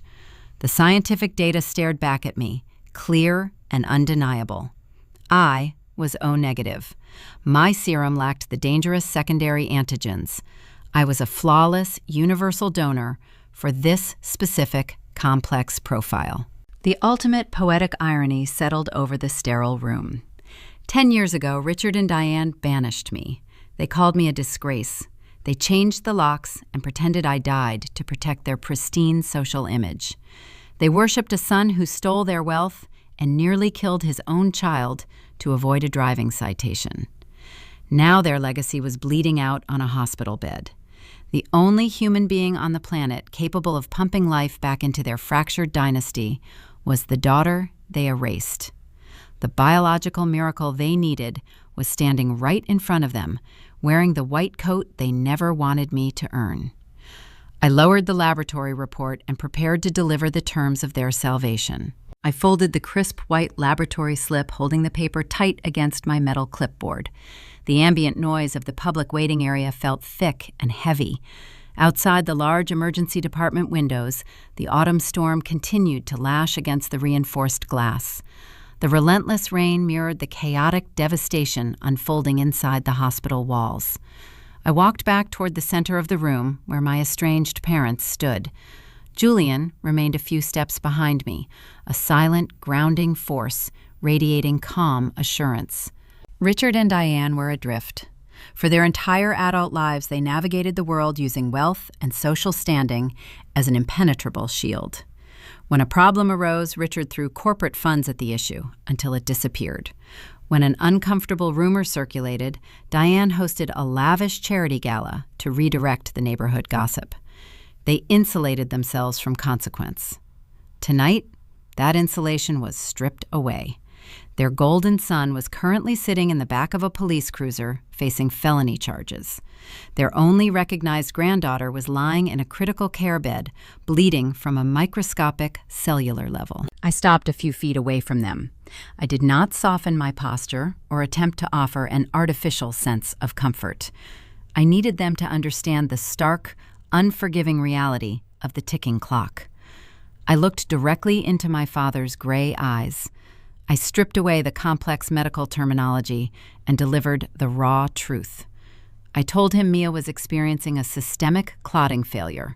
I explained that her body was consuming platelets faster than the intravenous lines could replace them. I described the severe internal shock causing her tiny vascular system to collapse. I stated that without an immediate, rapid transfusion of highly compatible packed red cells, her major organs would experience irreversible ischemic hypoxia. She would suffer fatal liver and kidney failure within the hour. Diane let out a ragged, breathless gasp. Her manicured hands flew to her mouth, stifling another sob. The pristine Westchester socialite vanished entirely, leaving behind a terrified grandmother standing in a damp, crumpled trench coat. She asked me to order the necessary supplies. She pleaded with me to drain the hospital reserves to save the child. She offered to write a blank check to cover any administrative costs or emergency transport fees. She believed capital could still purchase a biological cure. I shook my head slowly. I informed her that money held zero value in this specific transaction. I explained the regional inventory was critically depleted. I detailed the severe weather patterns grounding the medical helicopters and halting the interstate delivery trucks. I told her the nearest compatible unit of matching red cells sat in a distribution center 4 hours away. I pronounced the terrifying finality of our timeline. Mia did not possess 4 hours. She possessed less than 60 minutes. Richard stepped forward, his broad shoulders trembling, his authoritative voice reduced to a hoarse, desperate whisper. He asked what alternative options remained available. He searched my face for a hidden loophole or a secret surgical technique. He wanted me to perform a miracle. I held up the folded laboratory slip. I unfolded the paper and read the black ink printed across the top margin. I told them about the rare antibody profile complicating the pediatric case. I explained how their own medical histories and advanced ages disqualified them from the emergency donation protocols. I reminded them that Jessica possessed an incompatible blood type and Landon was a genetic mismatch. The biological branches of their carefully curated family tree were entirely barren. Then I delivered the ultimate, undeniable irony. I looked at the mother who changed the locks on my childhood home. I looked at the father who called me a dangerous disgrace. I stated my own precise genetic typing. I explained that my serum lacked the dangerous secondary antigens threatening their granddaughter. I revealed that my cross-match panel returned a flawless, pristine result. I was the sole universal donor standing inside the Empire General Hospital, capable of providing the exact required volume. The silence that followed my declaration was profound. The low mechanical hum of the nearby vending machine seemed to echo like a canyon. Diane stared at me, her eyes wide and bloodshot. The sheer magnitude of her past cruelty crashed into her current desperate reality. 10 years ago, she chose to believe I was a desperate degenerate. She accepted Landon's fabricated story, painting me as an opioid addict running with a dangerous criminal syndicate. She told her country club friends I chose a path of ruin. She erased my existence because acknowledging a struggling medical student felt too embarrassing for her pristine social narrative. Now the daughter she deemed toxic and unworthy held the literal key to her family legacy. The blood she claimed was tainted by addiction was the exact pristine fluid required to wash away her son's horrific sins. The agonizing shame radiating from her posture was palpable. Her knees buckled slightly, forcing her to lean heavily against the rigid plastic back of the waiting room chair. She realized she threw away her own salvation a decade ago to protect a charming parasite. Richard closed his eyes, his jaw clenching tight. The corporate titan finally met an unyielding wall he could not liquidate or negotiate around. He spent his life measuring worth through financial portfolios and prestigious titles. He exiled me because I lacked the glittering success Landon falsely projected. Now the discarded child stood before him, wearing the crisp white coat of a surgical chief, holding the power of life and death over his dynasty. The poetic justice was a bitter pill, and I watched him swallow it whole. He opened his eyes and looked at me. He opened his mouth to offer an apology, to ask for my forgiveness, to beg for my biological intervention. He wanted to offer a transactional plea. I raised my hand, stopping his words before they could pollute the sterile air. I did not want his sudden remorse. I did not need his tearful validation. I built a beautiful, fulfilling existence without their approval, and I refused to let them contaminate my peace with desperate guilt. I clarified my ethical stance, ensuring they understood the vast moral chasm separating us. I told them I was not providing this donation to earn my way back into their opulent estate. I was not offering my blood to secure a belated invitation to their holiday dinners. I stated I would endure the large volume extraction without a single second of hesitation, simply because I valued human life. I explained that I took a sacred binding oath to protect the vulnerable.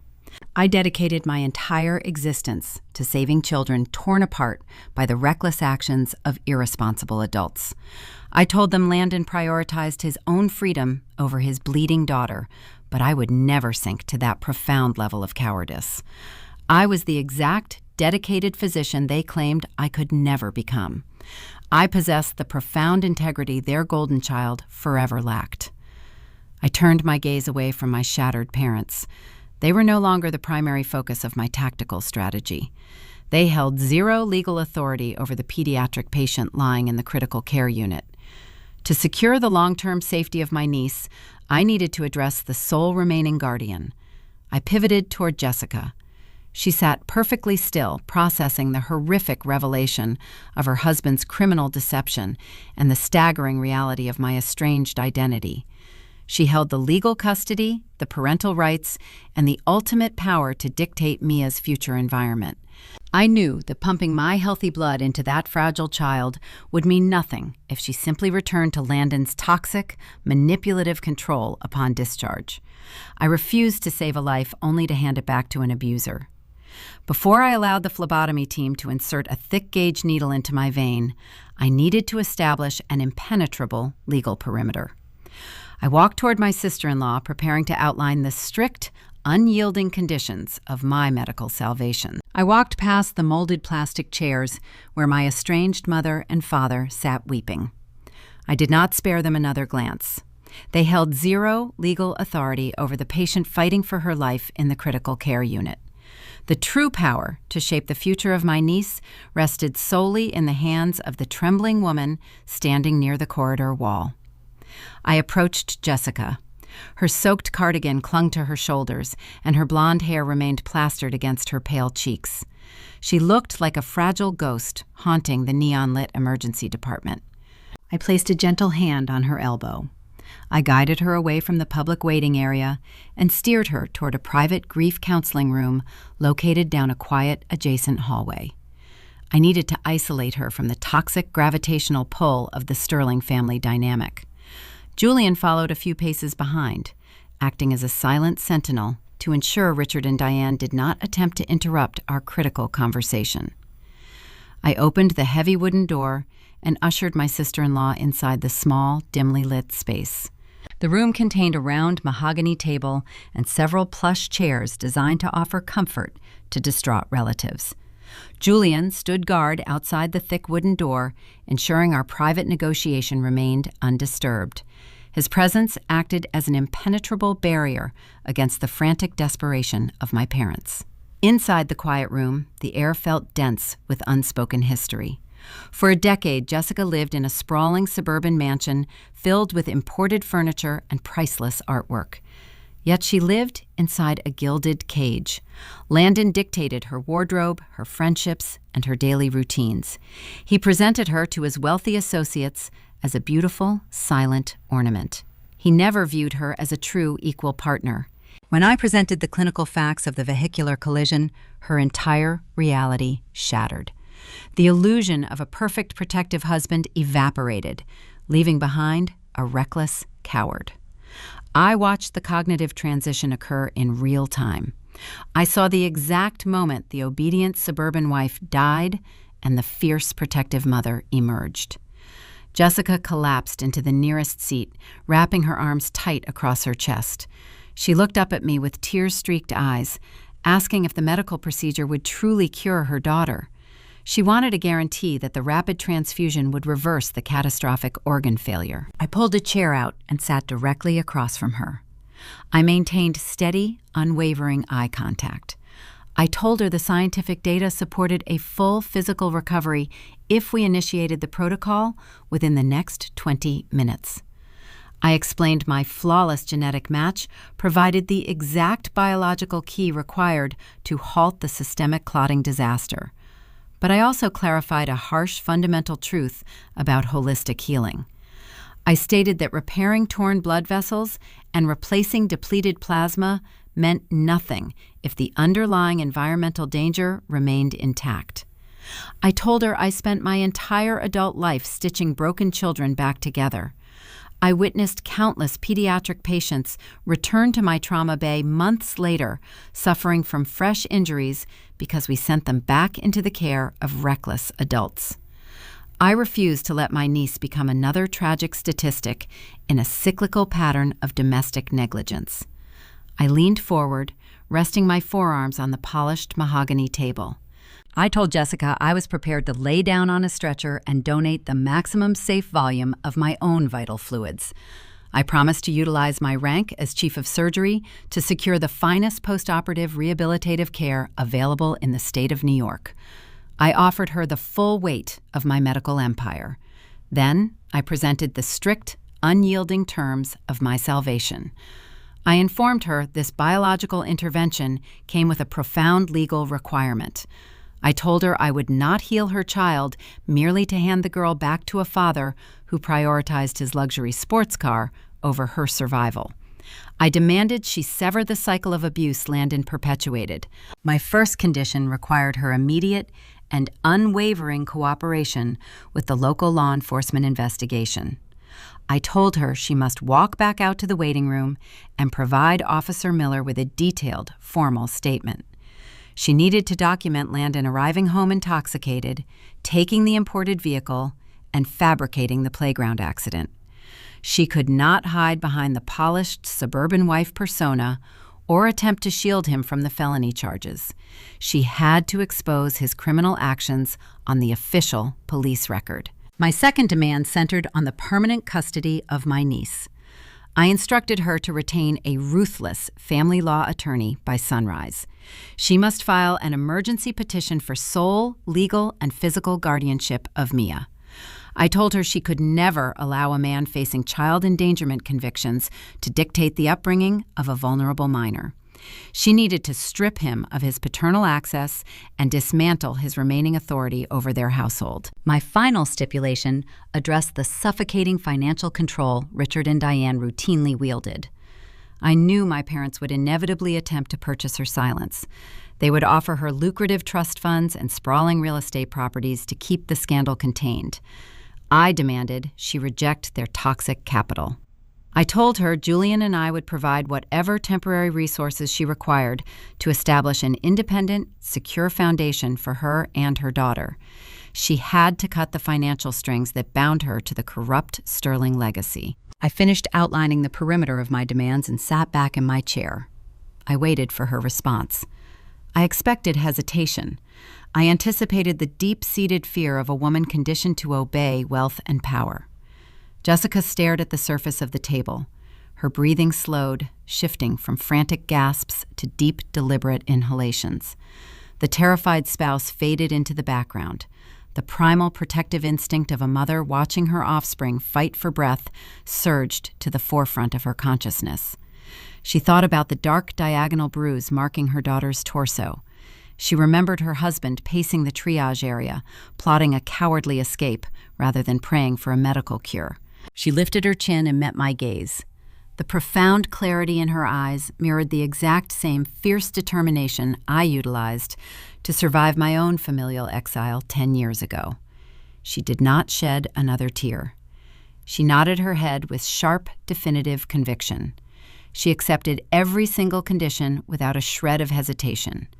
She agreed to testify against the man who endangered their child. She promised to file the custody injunctions and reject the corrupt financial bribes. She chose to break the generational curse. I stood up from the plush chair, feeling a profound sense of shared victory. I orchestrated the total dismantling of my brother's remaining power structure.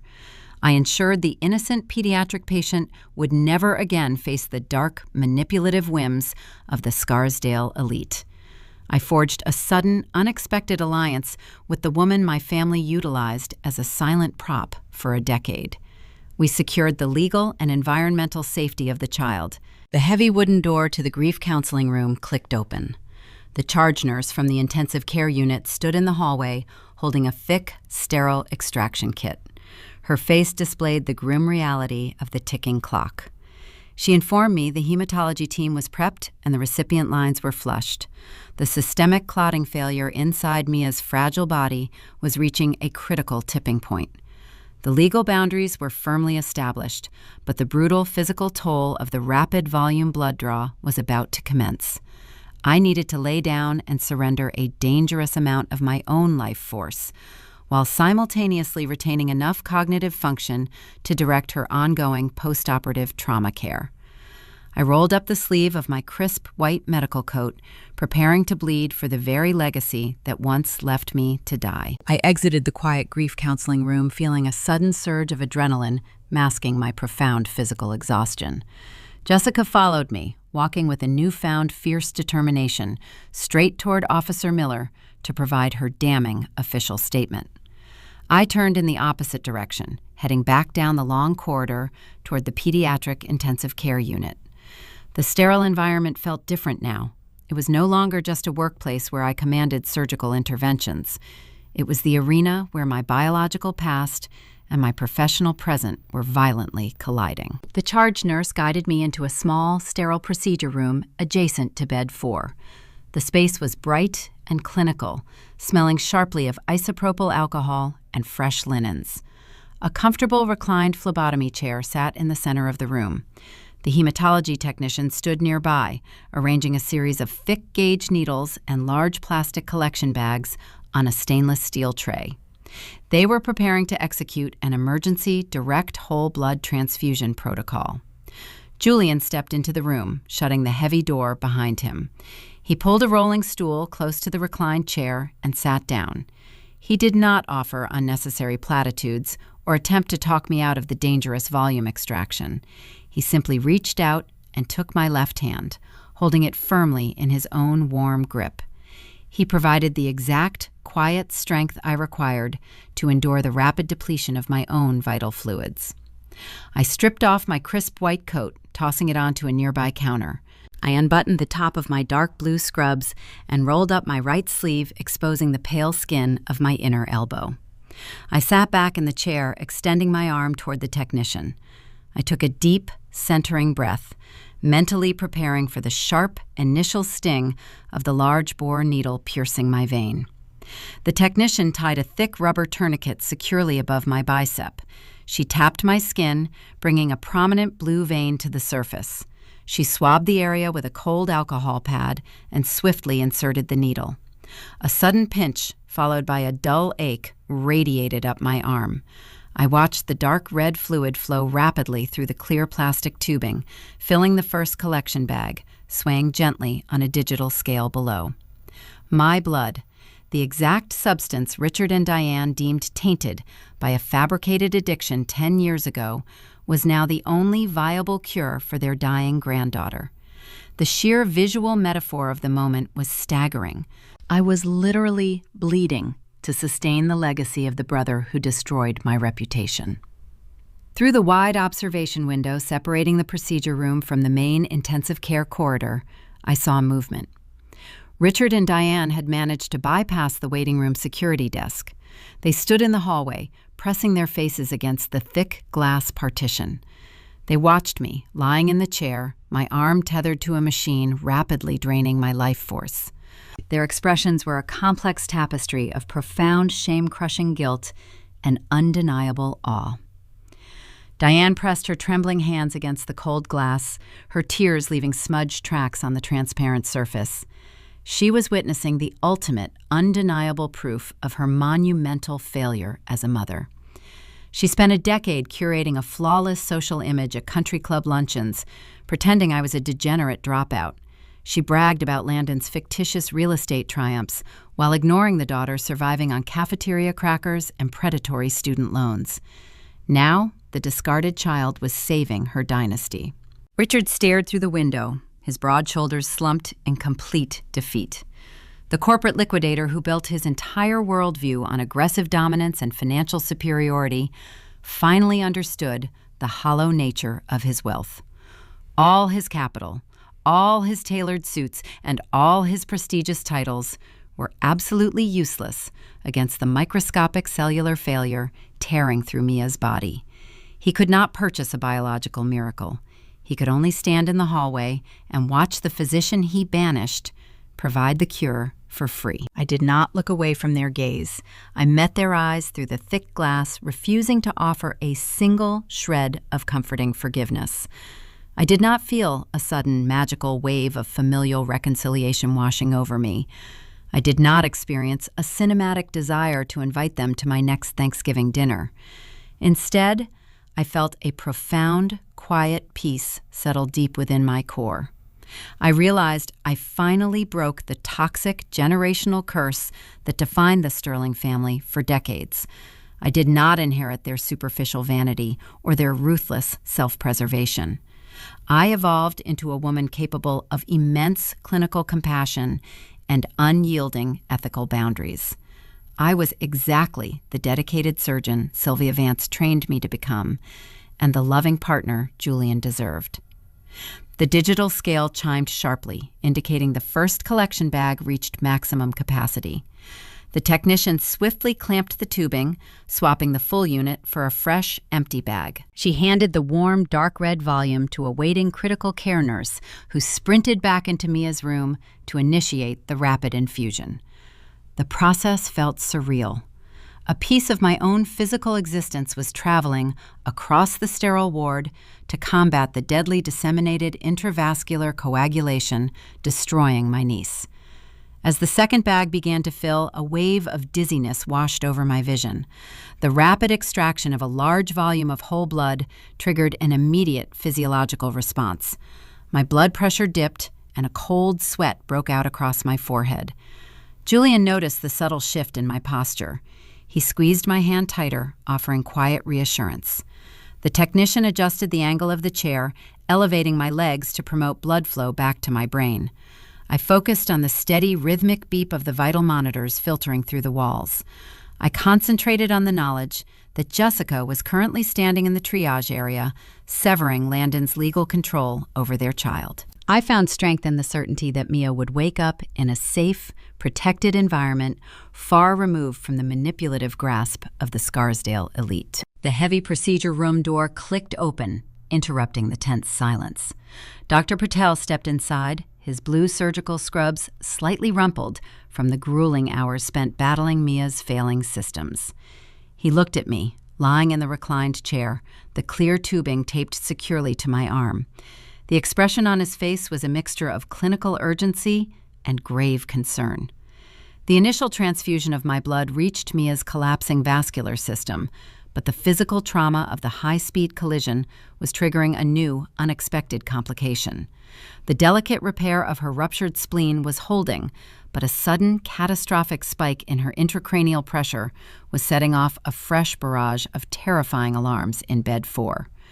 The battle for her survival was far from over. 48 hours passed since the rapid blood extraction drained my veins. The terrifying spike in Mia's intracranial pressure resolved through targeted diuretic therapy and elevated head positioning. The medical crisis broke just before dawn on Saturday morning. Now the Monday sun filtered through the large hospital windows, casting long shadows across the polished floors. Mia was awake and oriented. Her extubation proceeded without a single respiratory complication. I stood outside the glass walls of her intensive care room, observing her progress. Jessica sat in a heavy reclining chair, holding her daughter's fragile hand while reading a colorful storybook. The transformation in my sister-in-law was profound. The terrified, compliant suburban wife vanished. A fierce, protective guardian took her place. She retained a ruthless family law attorney operating out of a prestigious Manhattan firm. The presiding judge granted a temporary emergency custody order on Sunday afternoon, stripping my brother of all parental access. Landon was currently sitting in a cold, windowless county holding cell. The presiding magistrate denied his bail application, citing the severity of the felony child endangerment and driving under the influence charges, coupled with a proven flight risk potential. His luxury real estate firm terminated his lucrative partnership contract the exact moment the police record became public knowledge. The glittering elite career he stole my future to build evaporated over a single weekend, leaving him with a ruined reputation and a looming prison sentence. I walked away from the pediatric ward feeling a profound sense of closure.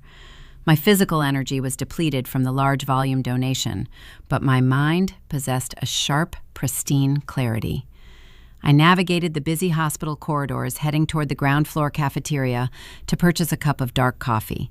I needed a brief moment of solitude to process the monumental shifts occurring within my family tree. The cafeteria was bright and noisy, filled with exhausted residents and visiting relatives. The scent of roasted beans and warm pastries hovered in the air. I paid for my drink and found a quiet, isolated table near the back windows overlooking a rain-soaked courtyard. I sat down, wrapping my cold hands around the warm paper cup, seeking comfort in the simple, mundane ritual. Before I could take my first sip, the ambient noise of the room seemed to alter. I looked up and saw Richard and Diane navigating the maze of tables. They did not look like the formidable Scarsdale titans who dictated social hierarchies and destroyed dissenting children.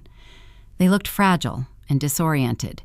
Their pristine designer clothing was wrinkled, and their posture curved downward, yielding to the immense gravity of their newfound shame. They pulled out the plastic chairs across from me and sat down without waiting for an invitation. Diane folded her hands on the laminate tabletop. Her eyes were swollen and bloodshot, displaying the raw physical toll of 2 days spent weeping in a nearby hotel room. Richard stared at his coffee cup, unable to meet my gaze.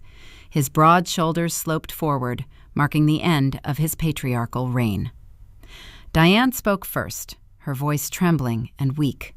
She offered a tearful, rambling apology. She claimed they were victims of a grand manipulative scheme. She stated Landon brainwashed them, feeding them intricate fabrications they simply could not see through. She begged for my forgiveness, asking me to wipe the slate clean. She pleaded with me to allow them to rebuild the fractured family dynamic and welcome them back into my life. Richard nodded his head, echoing her desperate sentiments. He stated he failed as a father and a protector. He promised to make immediate financial amends, offering to establish vast trust funds and purchase lucrative real estate properties to compensate for the decade of intense hardship I endured. He tried to transform a profound moral failure into a simple capital transaction. He believed wealth could bridge the chasm his cruelty created. I listened to their frantic pleas, taking a slow, deliberate sip of my coffee. I did not raise my voice or lean across the table. I maintained the exact clinical detachment I utilized during the most critical surgical interventions.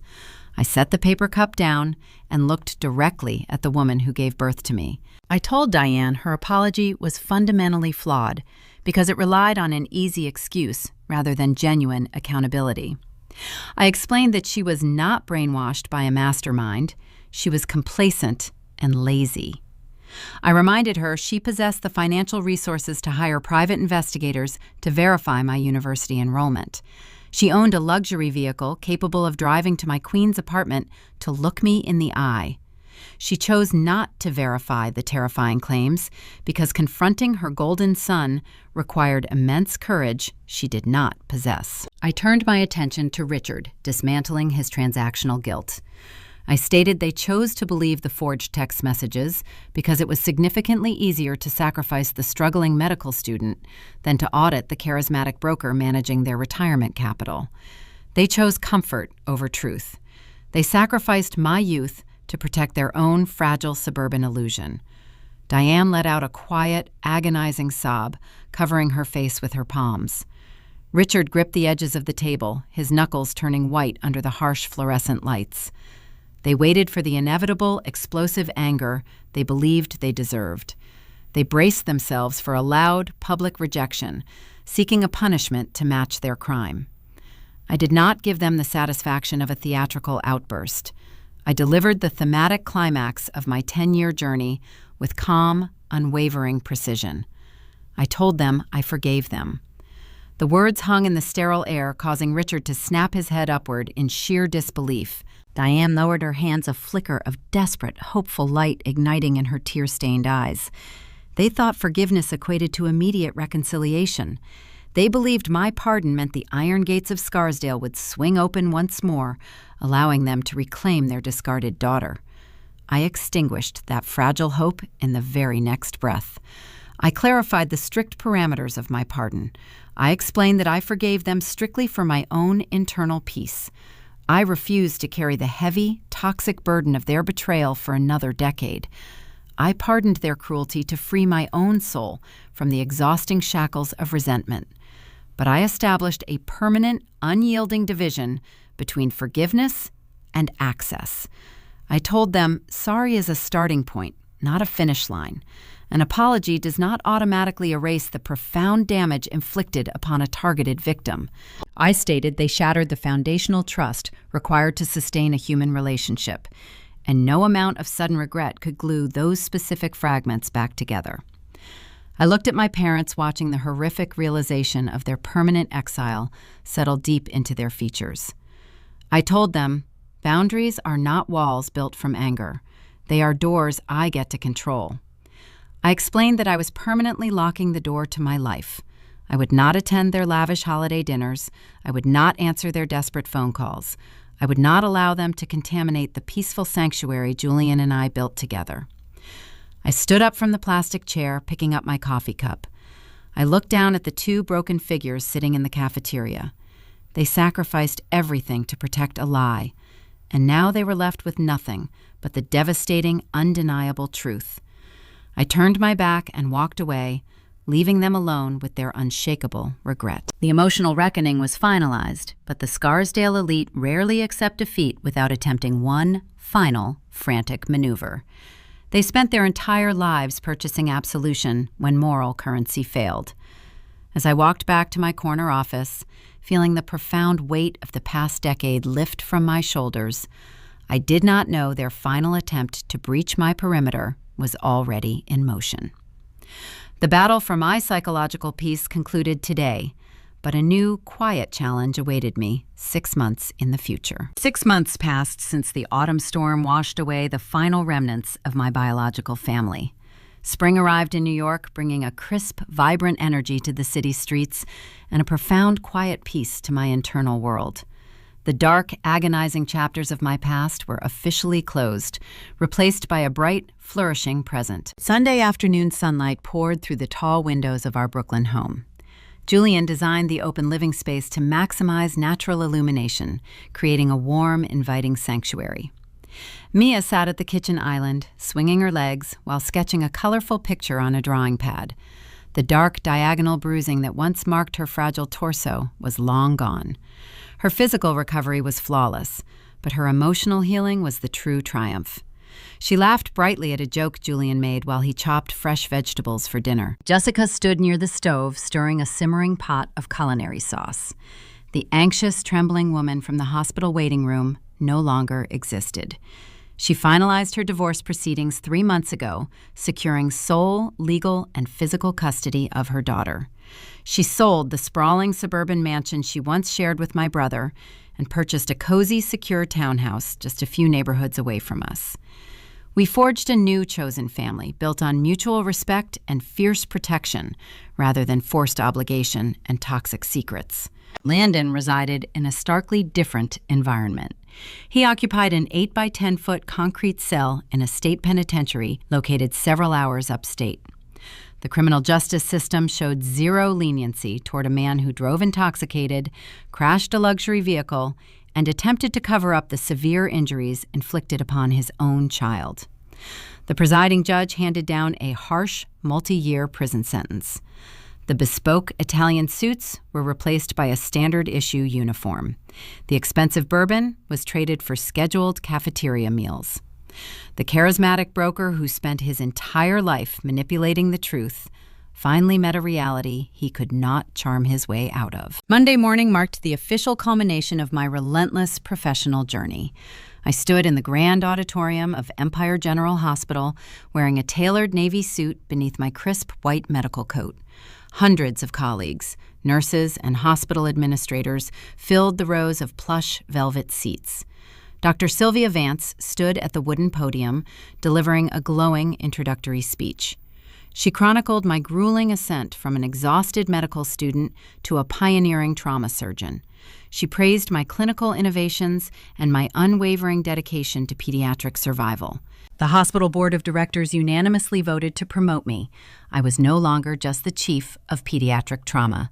I was officially inaugurated as the head of the entire pediatric department. I now possessed the ultimate executive authority over every single ward, clinic, and surgical theater dedicated to the care of children within the sprawling medical complex.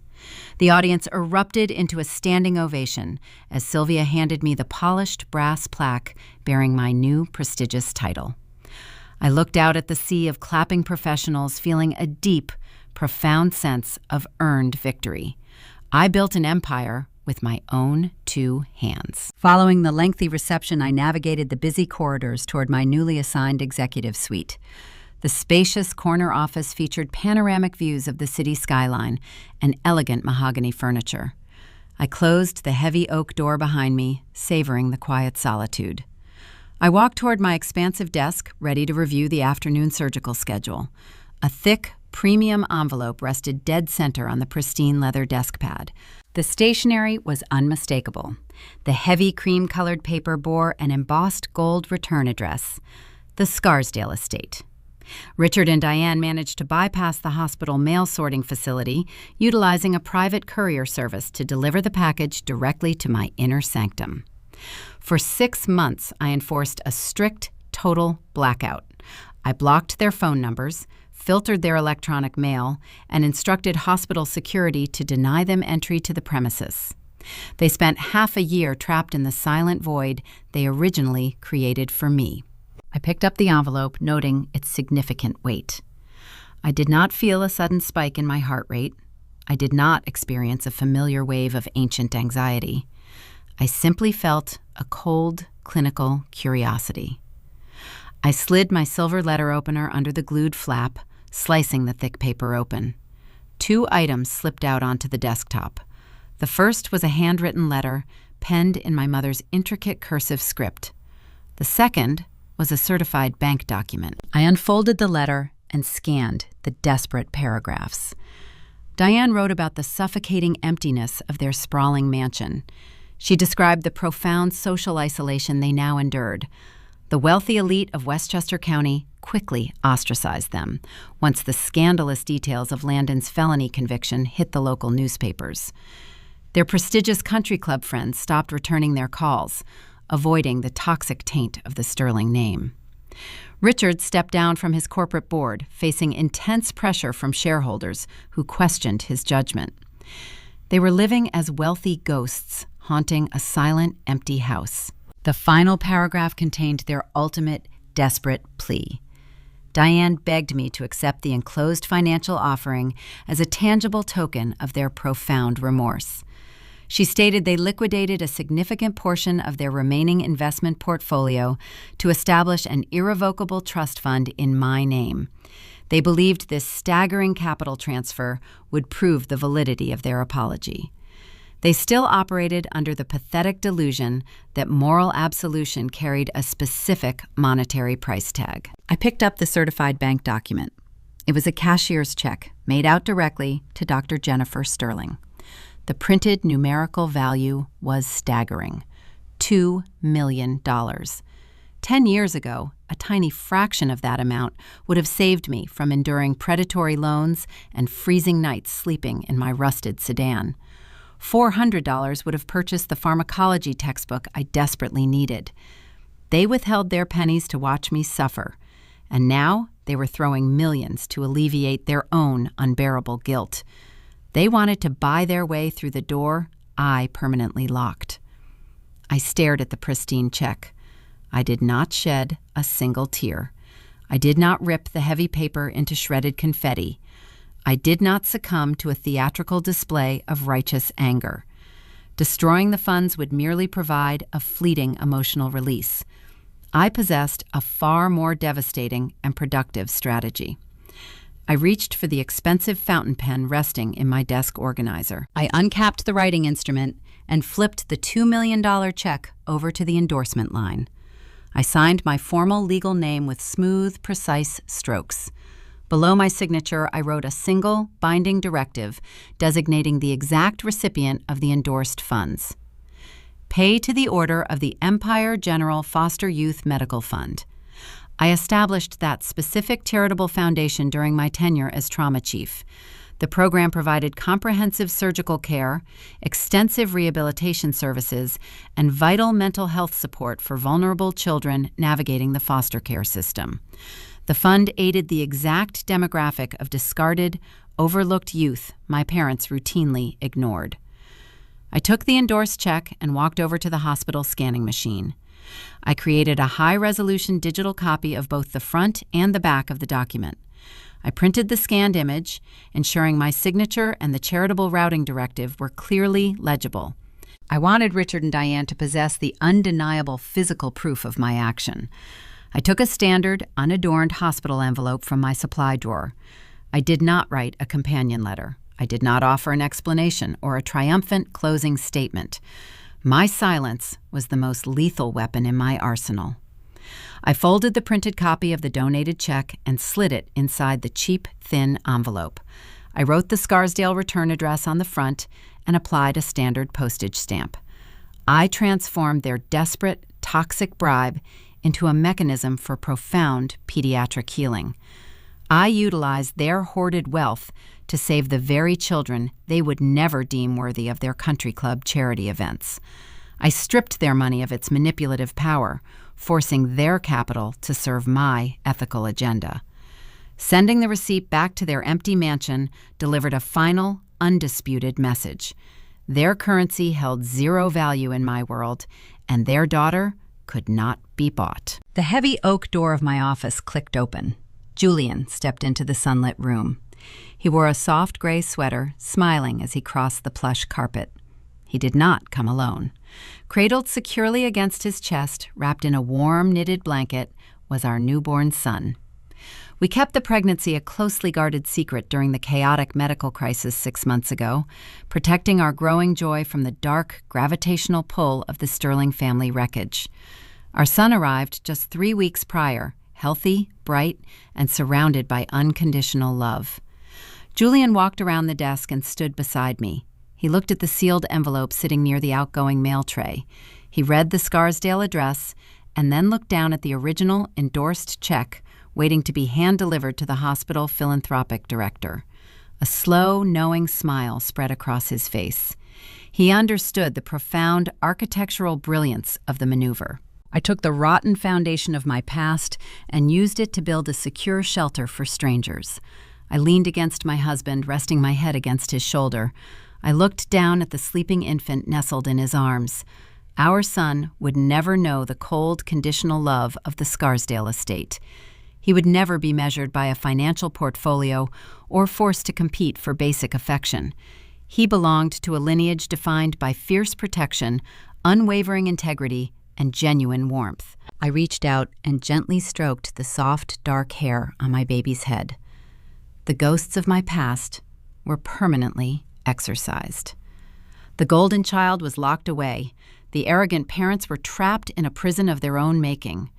I stood at the absolute pinnacle of my medical career, holding the family I meticulously built from the ground up.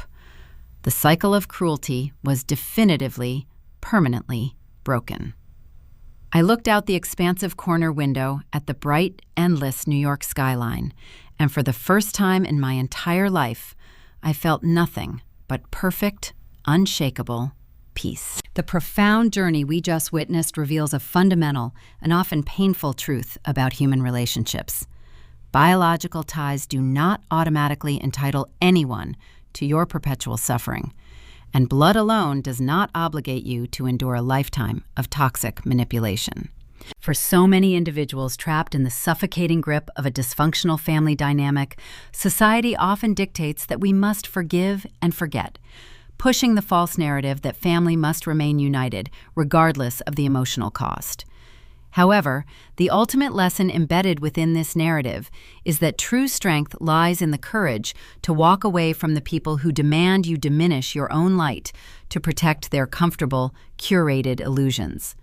When parents or siblings choose to prioritize their superficial social standing, their financial comfort, or the protection of a charismatic golden child over undeniable truth and basic human decency, you are granted the undeniable right to permanently close the door on their destructive influence. Furthermore, this story teaches us that the most devastating and effective response to profound betrayal is never a calculated scheme of vindictive revenge.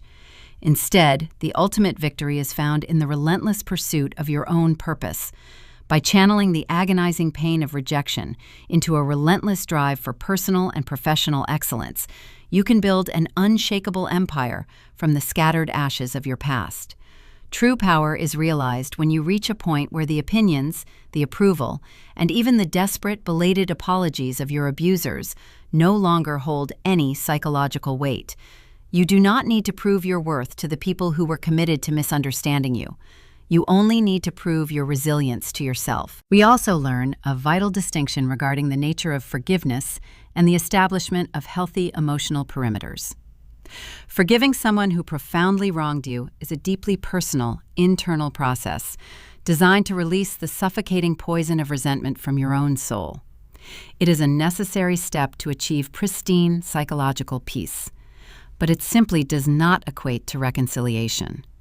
As the events so clearly illustrated, an apology, even one backed by a staggering financial bribe, is merely a starting point, not a finish line.